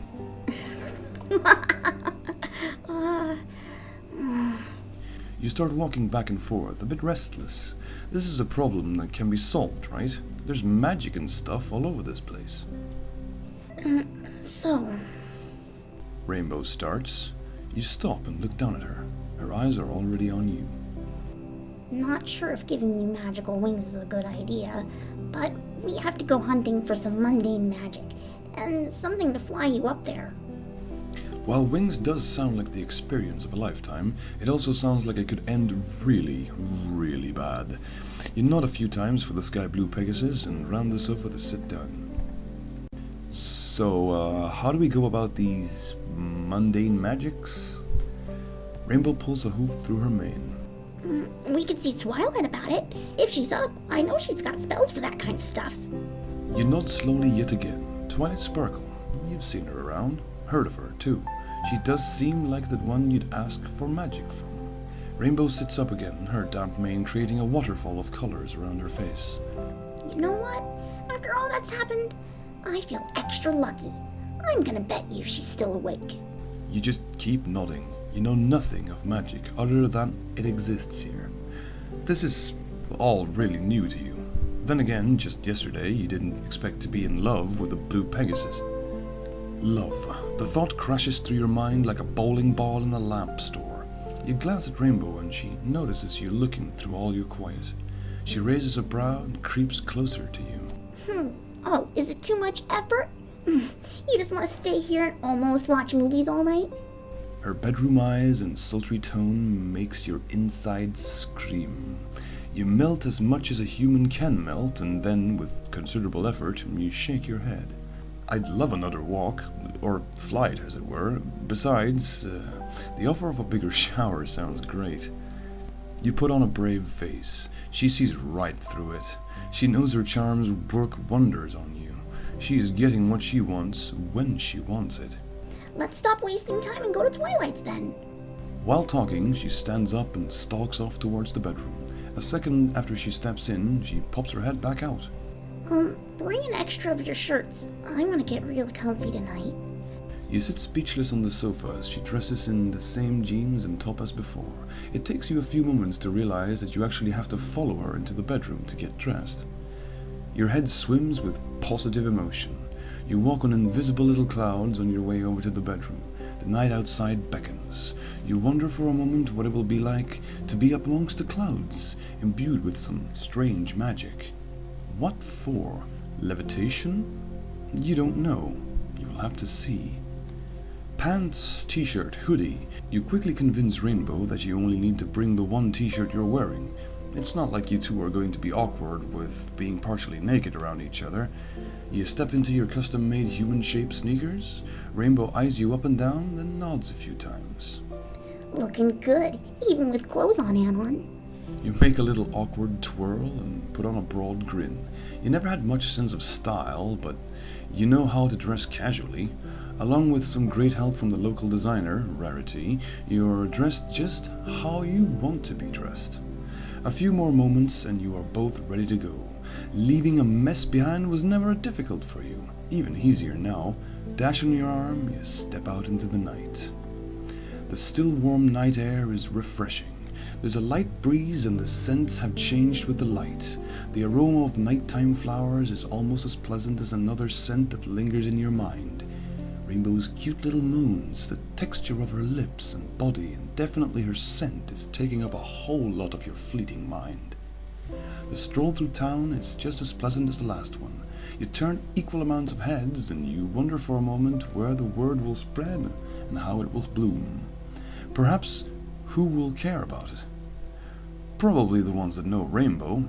After all, you are just the human. Just a human. Well, Right now, you do not care about any kind of label. All you care about right now is the pony on your arm. This place could just as well be a ghost town. Although lights and noise may draw your attention for quick moments, you pay so much attention to Rainbow that you've almost tripped a few times. You and Rainbow chit-chat lightly about the things you pass, personal experience around town, and about what usually goes on. Also, you exchange a whole lot of personal likes, dislikes, interests, and the stuff you should have been elaborating on while on your date. Or perhaps the day after. The day you spent wrapped up in each other. Not a bad deal at all, you're simply enjoying it all in a scrambled order. Before you know it, you stand before Twilight's place. You're snapped out of the little sphere that seemed to encapsulate you and Rainbow. You stand still as Rainbow slips from your grip and simply walks up the door to knock. You look up to the starry sky, attempting to tell what time it is. You just don't know. Even the few constellations you knew do not exist here. Not that the stars would be any help at all. The sky is beautiful though, and you're going up into it with Rainbow. Hopefully, anyway. Your thoughts are interrupted as the door Rainbow is knocking on opens. Your attention snaps back to the ground. Rainbow beckons you with one hoof, and there is a purple pony peeking out from the well-lit interior. It is Twilight Sparkle. You recognize her. You've talked to her a few times. She was one of the first ponies to greet you when you got here. No extended contact, though. Twilight seems awake enough when you approach. She greets you with a smile, looks you up and down, and then tilts her head to the side. I've got a spell or two that would work. I've been practicing that general field of theories. You see, there was a certain flaw in the old formula that... Rainbow interrupts Twilight with a cheery voice. That's great. It's late, though. I'm sure you were in the middle of something when we interrupted. We have to get going up to Cloudsdale, so... Twilight looks a bit bothered at getting interrupted, but then simply smiles. Actually, yes. I was having my Saturday 3-book-at-once session. How very exciting. You glance at Rainbow, she looks back at you with a similar expression. Twilight gives you both a quizzical look, then shrugs it off. Anyway, Anon, right? Hold still. You get no chance to answer her before her horn starts glowing and a shimmering cloud envelops you. You gasp as you feel weightless for a moment. The magic around you lifts you off the ground. Rainbow just grins as she watches. When the shimmering ends and your feet touch the ground again, Twilight looks you over for a moment, then nods once. It isn't permanent, but the spell is rather strong. It should hold a week or so. Be sure to be back on solid ground by then.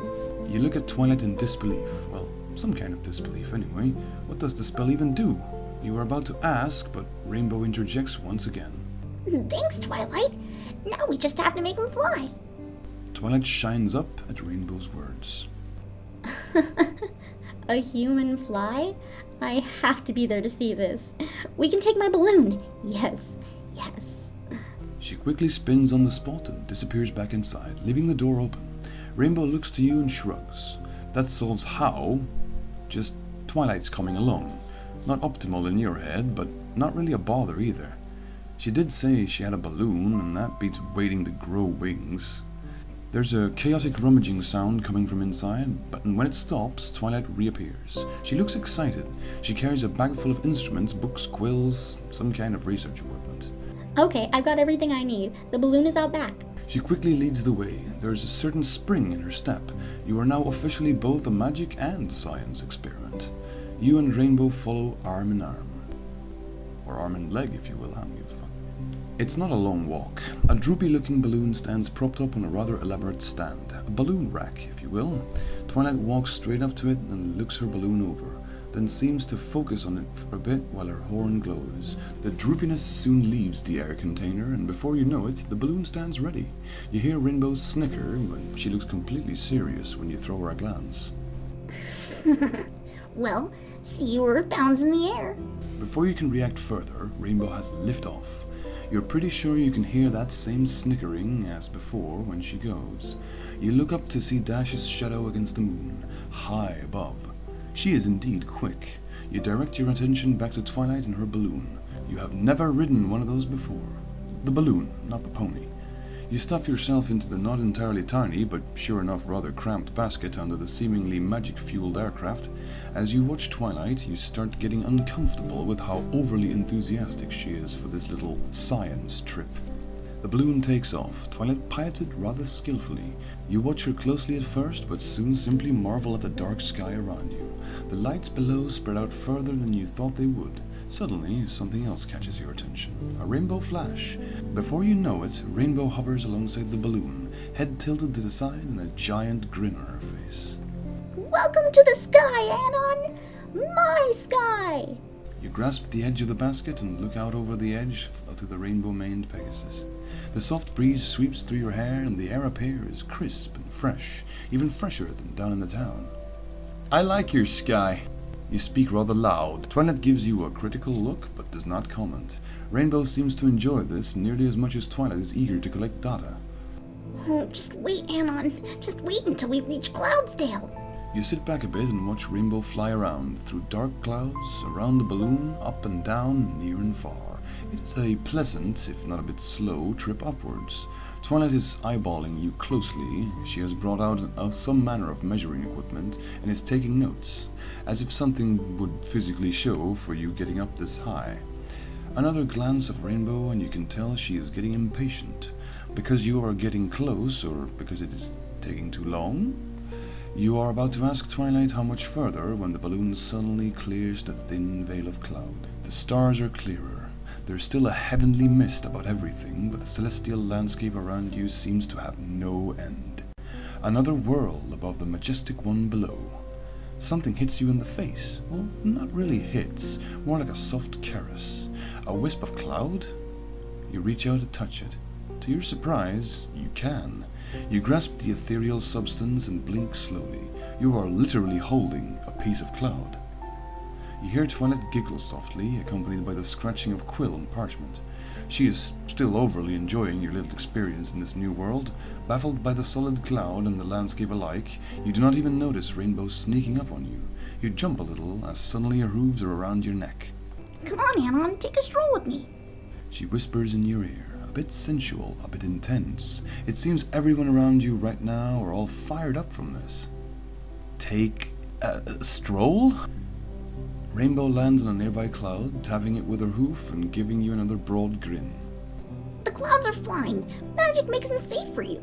You pull a face and nod a few times. This cannot get any stranger. Might as well not question her words. You slowly get up from sitting in the basket and reach out towards the fluffy clouds. You expect your hand to push right through even the thickest cloud. The little wisp that hit you in the face earlier, already forgotten. Your hand goes into the cloud, then stops. It feels like nothing you've ever touched before. Spongy, yet light. You manage one more thought before coaxing yourself out of the basket. If I fall to my death now, at least I've experienced more than any man alive. You stumble, fall forward on hands and knees. Twilight gasps. Rainbow laughs. You look up and open your firmly shut eyes, blinking once. Directly before you stands Dash, triumphant look on her face. She jumps up, flies around you, and then settles down by your side. You shift and sit down on the strange floor of cloud. A deep breath and another glance around. You are like a baby animal, seeing the world for the first time. Amazing! You croak out the single word. Twilight is scribbling furiously. You are rather sure she's even noted that word. Rainbow circles you slowly and gives Twilight a glance every few steps. The purple unicorn does not seem very good with taking any kinds of hints. Finally, Rainbow simply stops, turns her head, and speaks. We're going now, Twilight, to my place. Twilight looks from you to her research, back to you, and finally glances over a slightly annoyed-looking Rainbow. Oh, right, if you are experiencing any difficulties walking on clouds or the likes, be sure to have a strong flyer nearby and contact me as soon as possible. You smile at Twilight's words and look to Rainbow. A strong flyer, check. You will keep me from falling to my death, right? Dash glares at you. She looks to the side, breathing in deep through her nostrils.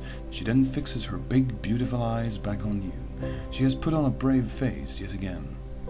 So don't be a killjoy, Anon. There's so much for you to see up here. You reach out to embrace Dash as Twilight starts drifting down through the clouds, still scribbling notes. Rainbow Dash leans against you for a good long while. You look around the cloudy landscape again and again. This is like the most vivid dream you've ever had. Probably because it's real. You take Rainbow's hoof off your hand and take a few trying steps out into the fairly firm yet hard to navigate cloud. She follows closely, smiling while keeping an eye on you, reveling in the enjoyment of seeing you walk like a little baby. The stars above, serene silence, and Rainbow's sweet warmth so close. You both walk for some time. There's little change in the landscape. You begin to think this is how the entire Cloudland looks. Then suddenly it appears, a free-floating city hewn from the puffy landscape itself. Glittering rainbows surround it. Gushing streams of crystal-clear water flow out to disappear into the clouds and sky alike. There are lights of every color lighting the columned layers of the streets of the majestic city. It looks like something out of a dream, just as everything else up here. Rainbow looks utterly satisfied at your reaction to seeing her city. She tugs you along, up a path that would appear not to exist until you two step on it. Up a cloudy hill, far, far up to a vaporous peak. Finally up on the crest of the cloud wave, Rainbow lets out a little sigh. So much easier flying here. I almost got winded climbing like that. You buckle your body to catch your breath and then give the sky blue Pegasus a "No, really?" look. She simply answers with a grin and pulls you along once more. A short stroll further, you find a slightly elevated ledge near the edge of the cloud cliff. Sitting on it is very comfortable, like sinking into a soft pile of, well, something very soft. You pull Rainbow down as you sit. She lands prostrate across your lap. This comes along with an adorable giggle. She shifts to get up and bring her face closer to yours. A hassle to get here, but isn't it worth it? She whispers the words and creeps closer with every word. The final one is but a breath in your ear. Instead of answering with words, you simply turn to her and search for her lips with yours. She accepts the kiss, perhaps even a bit greedily, like she has been waiting for just that to happen in this particular place. You do understand if that is indeed the case. An eternity later, you both break away from the kiss. She cuddles up in your lap and gazes out over her city, her sky. You tear your eyes away from her to look out as well. I can't believe it's real. You glance back to her. Then again, I can't believe you're real either. Rainbow laughs softly and puts her forelegs around your neck. I'm here. I'm real. She looks at you through her eyelashes and nuzzles her face against yours, not unlike a cuddling cat. You breathe deep in her scent, along with the soft breeze amongst the cloud. It is an intoxicating perfume of the gods. The endlessness above, the endlessness around, it is hypnotizing. You realize how tired you are when you start rocking off to a hazy sleep with the moon winds and flash of brilliant stars. Rainbow's warmth and slight weight against you is just comfort that makes sleep come quicker. Your head drops, and you snap back into a semi-awake state. Rainbow? She hums softly, apparently also lost in the cosmic drowsiness. Let's go check out your home before we fall asleep here.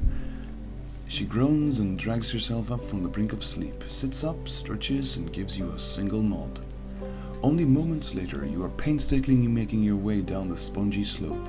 You thought downwards would be easier than the climb up, but you were wrong. Unsure footing and tired mind alike almost has you slipping multiple times. Well down on more level ground, your stride quickly increases in speed. Rainbow flies a bit ahead, guiding the way, and now looking rather awake as she excited about the prospect of getting a bit of shut-eye along with you in her own bed. Walking on clouds, your head swimming in stars. This place looks and feels like time warps around you for every step, every wingbeat. You come to think of how strange tonight has been. You ponder odd little things like, how come Pegasi can walk on clouds without magic, yet everyone else needs some kind of aid? More bothersome thoughts, like the fact that your cloud walking isn't permanent, also enters your mind. You try your best to dispel them with the warm feelings and thoughts of cuddling up with Dash as soon as the endless slog across the moon fields comes to an end. You snicker dumbly to yourself as twilight enters your mind as well. Wonder what she would ever do with that seemingly pointless data about you taking a few wobbly steps on clouds. Ahead of you, Rainbow's flight pattern seems to sag. She soon settles down and matches steps with you, grasping your arm as you begin to ascend a soft slope up to the civilization between the clouds. Columns, giant pillars of solid cloud that look like they have been chiseled from white rock, soon surround you two. The dancing lights you saw from the distance now shimmer together, casting multicolored shadows in each direction, shifting and dancing just like the vapor of the clouds.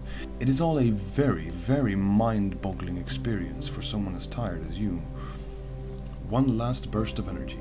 Rainbow leads you across the narrow streets, great open squares, and between the many levels of Cloudsdale. Finally, after coming across almost no other ponies, you find yourself in what looks like the living quarters. Here there's a bit of merriment. You hear muffled music from somewhere, and there are a few Pegasi flitting back and forth in the dim light. Rainbow shoves the door open and steps in through a short, narrow hallway. You follow as close as ever and soon stand before the strangest room you've ever seen.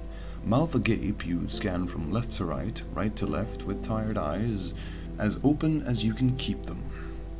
The place isn't much special, the usual things you would expect from someone's home. It is just that the room itself is made out of cloud. At least, that is what it looks like. Great open archways give a spectacular view of the night sky or lead to other unknown parts of the home. Rainbow clearly isn't going to give you the grand tour, as she just tugs you along towards another door. Entering, you find yourself in her bedroom. It is delightfully messy and well decorated with posters, trophies, and medals.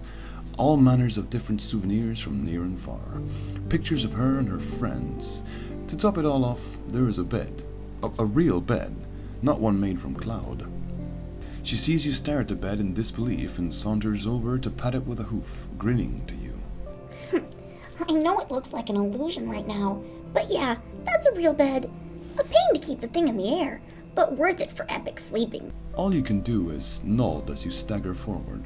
You drop onto the bed, face first, and kick off your shoes the first chance you get. Rainbow sits down beside you and pokes you lightly. So, how about that t-shirt now? And that, my friends, is build-up. Then there's gonna be a little bit more Clop. Romancing Rainbow, Chapter 5.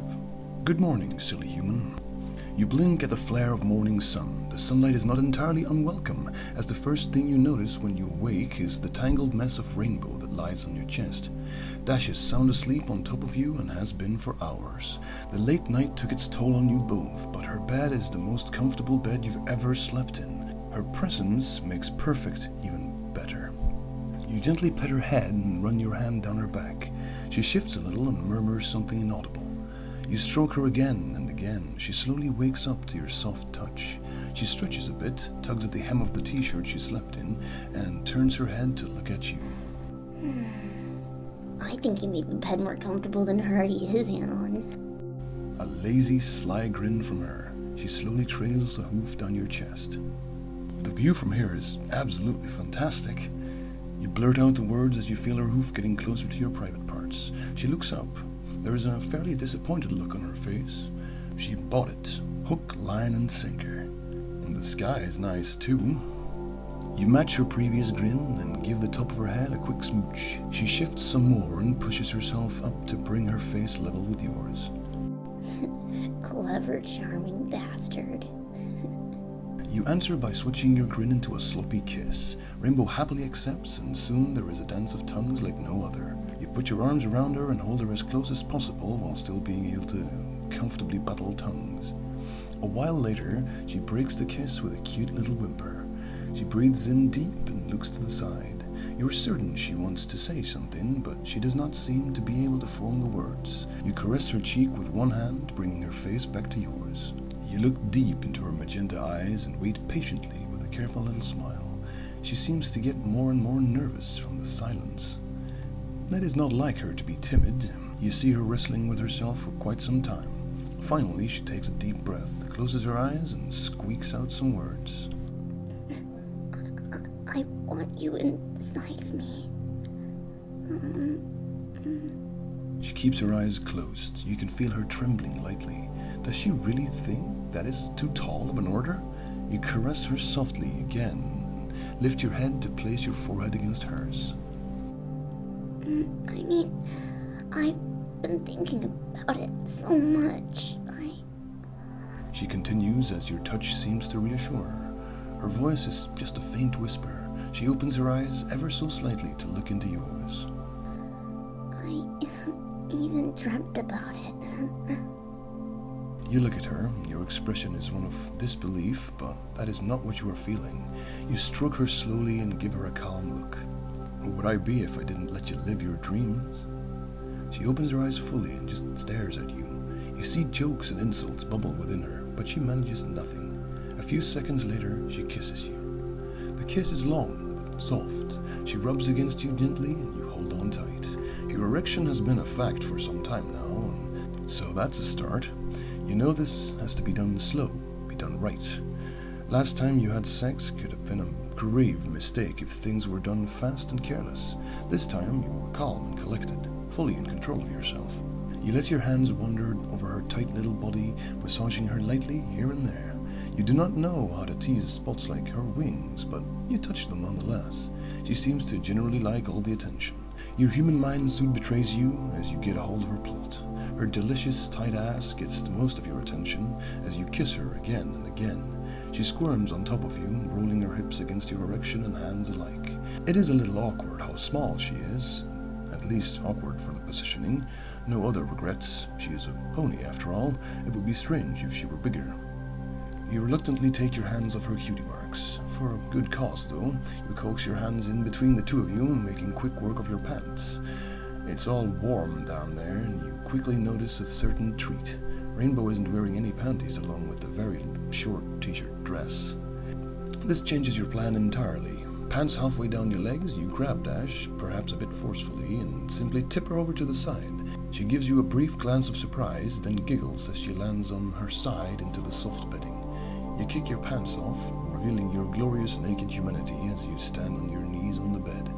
You reach out for her again, and turn her some more, having her lay more comfortable on her back. Getting used to your partner having wings didn't take all too long, but you're a bit extra careful with them when you do these kind of things. You wonder briefly if this is something you'd even have to think about in the future, or if it just comes automatically after a while.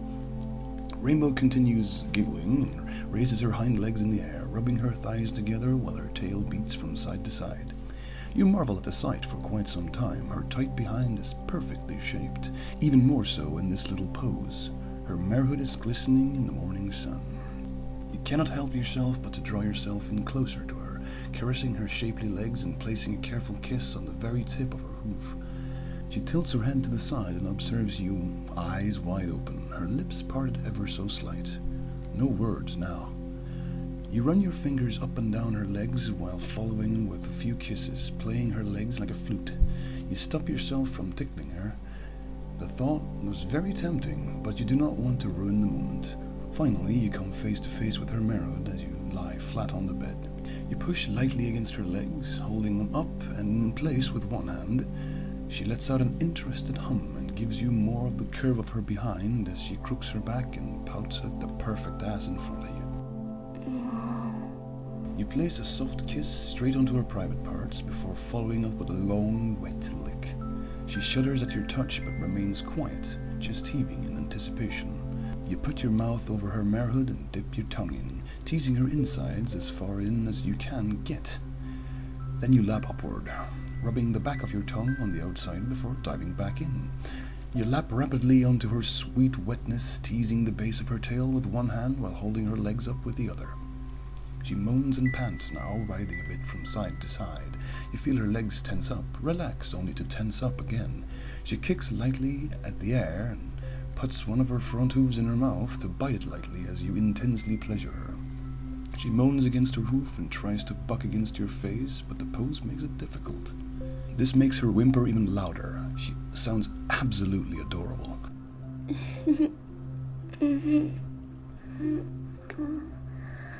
You continue to lick and kiss her private parts for a little while longer, pulling more cute sounds out of her.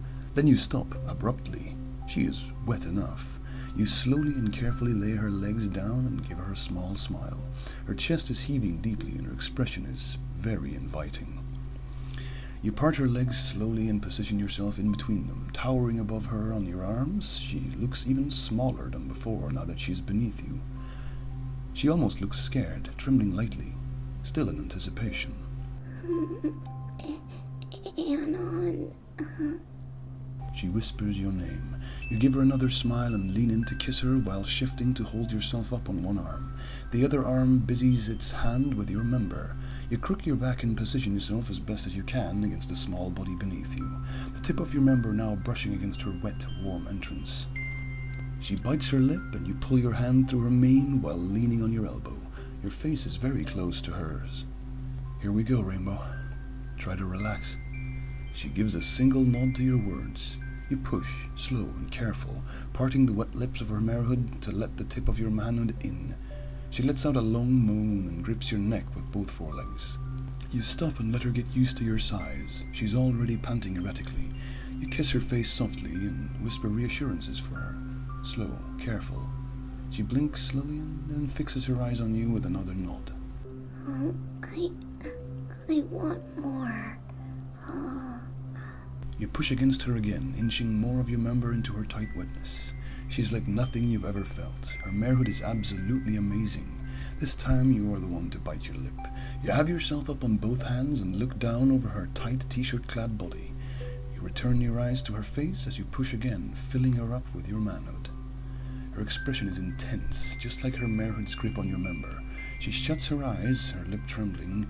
She lets out a long, nearly breathless moan. You remain inside of her with as much of your manhood as you dare for now, giving her another moment to get used to it. Then you slowly pull out, watching her expression change and feeling her hooves against the side of your face is highly erotic. Almost all the way out, you poke her with your tip for a few moments, hot, wet mare juices glazing your member. Just prodding her like this could easily make you come. You have to focus very intently for another thrust into her. Rainbow's eyes snap open as she lifts herself up, forelegs around your neck to kiss you. Her kiss is desperate. She pretty much forces her tongue into your mouth as you penetrate her again. You're a bit taken by surprise, but gladly accepts her kiss. The hot passion is rising to your head. She is far too tight for this. You will not be able to hang on for long. Then again, she's already shaking and convulsing with every little movement you give her. Giving her a few careful thrusts, you soon have to break the kiss. Rainbow, I can't hold on. She looks to you through a long moan as she lays her head back down, her forelegs slipping away, landing her on the bed. Her eyes are sparkling. She speaks soundlessly at first, then breathes in to try again. Come, Anon. Just please. Fill me. Her words make you choke back a gasp. You grit your teeth for just a second. You don't even have a moment to think about it. She feels so good, looks so good. Your animal mind wins this time. Another thrust, this one deeper than the last. You can feel your orgasm erupt from your very soul. Your member twitches, Rainbow cries out. You manage a deep grunt as she whimpers, pants, and giggles.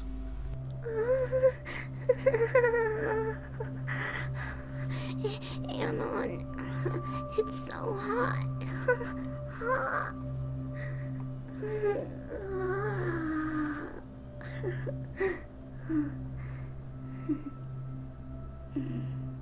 You never had an orgasm like this before. All kinds of emotions and thoughts rush through you.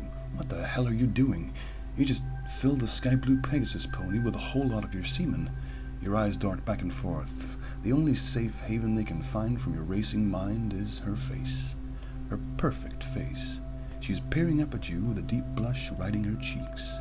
Her eyes half closed and her pretty lips drawn into a calm smile.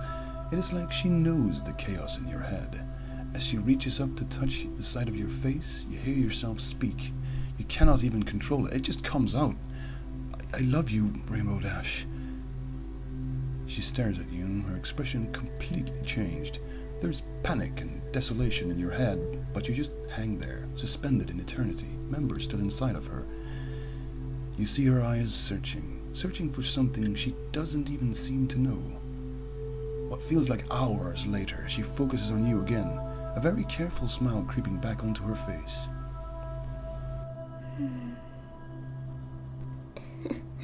I love you too, silly human.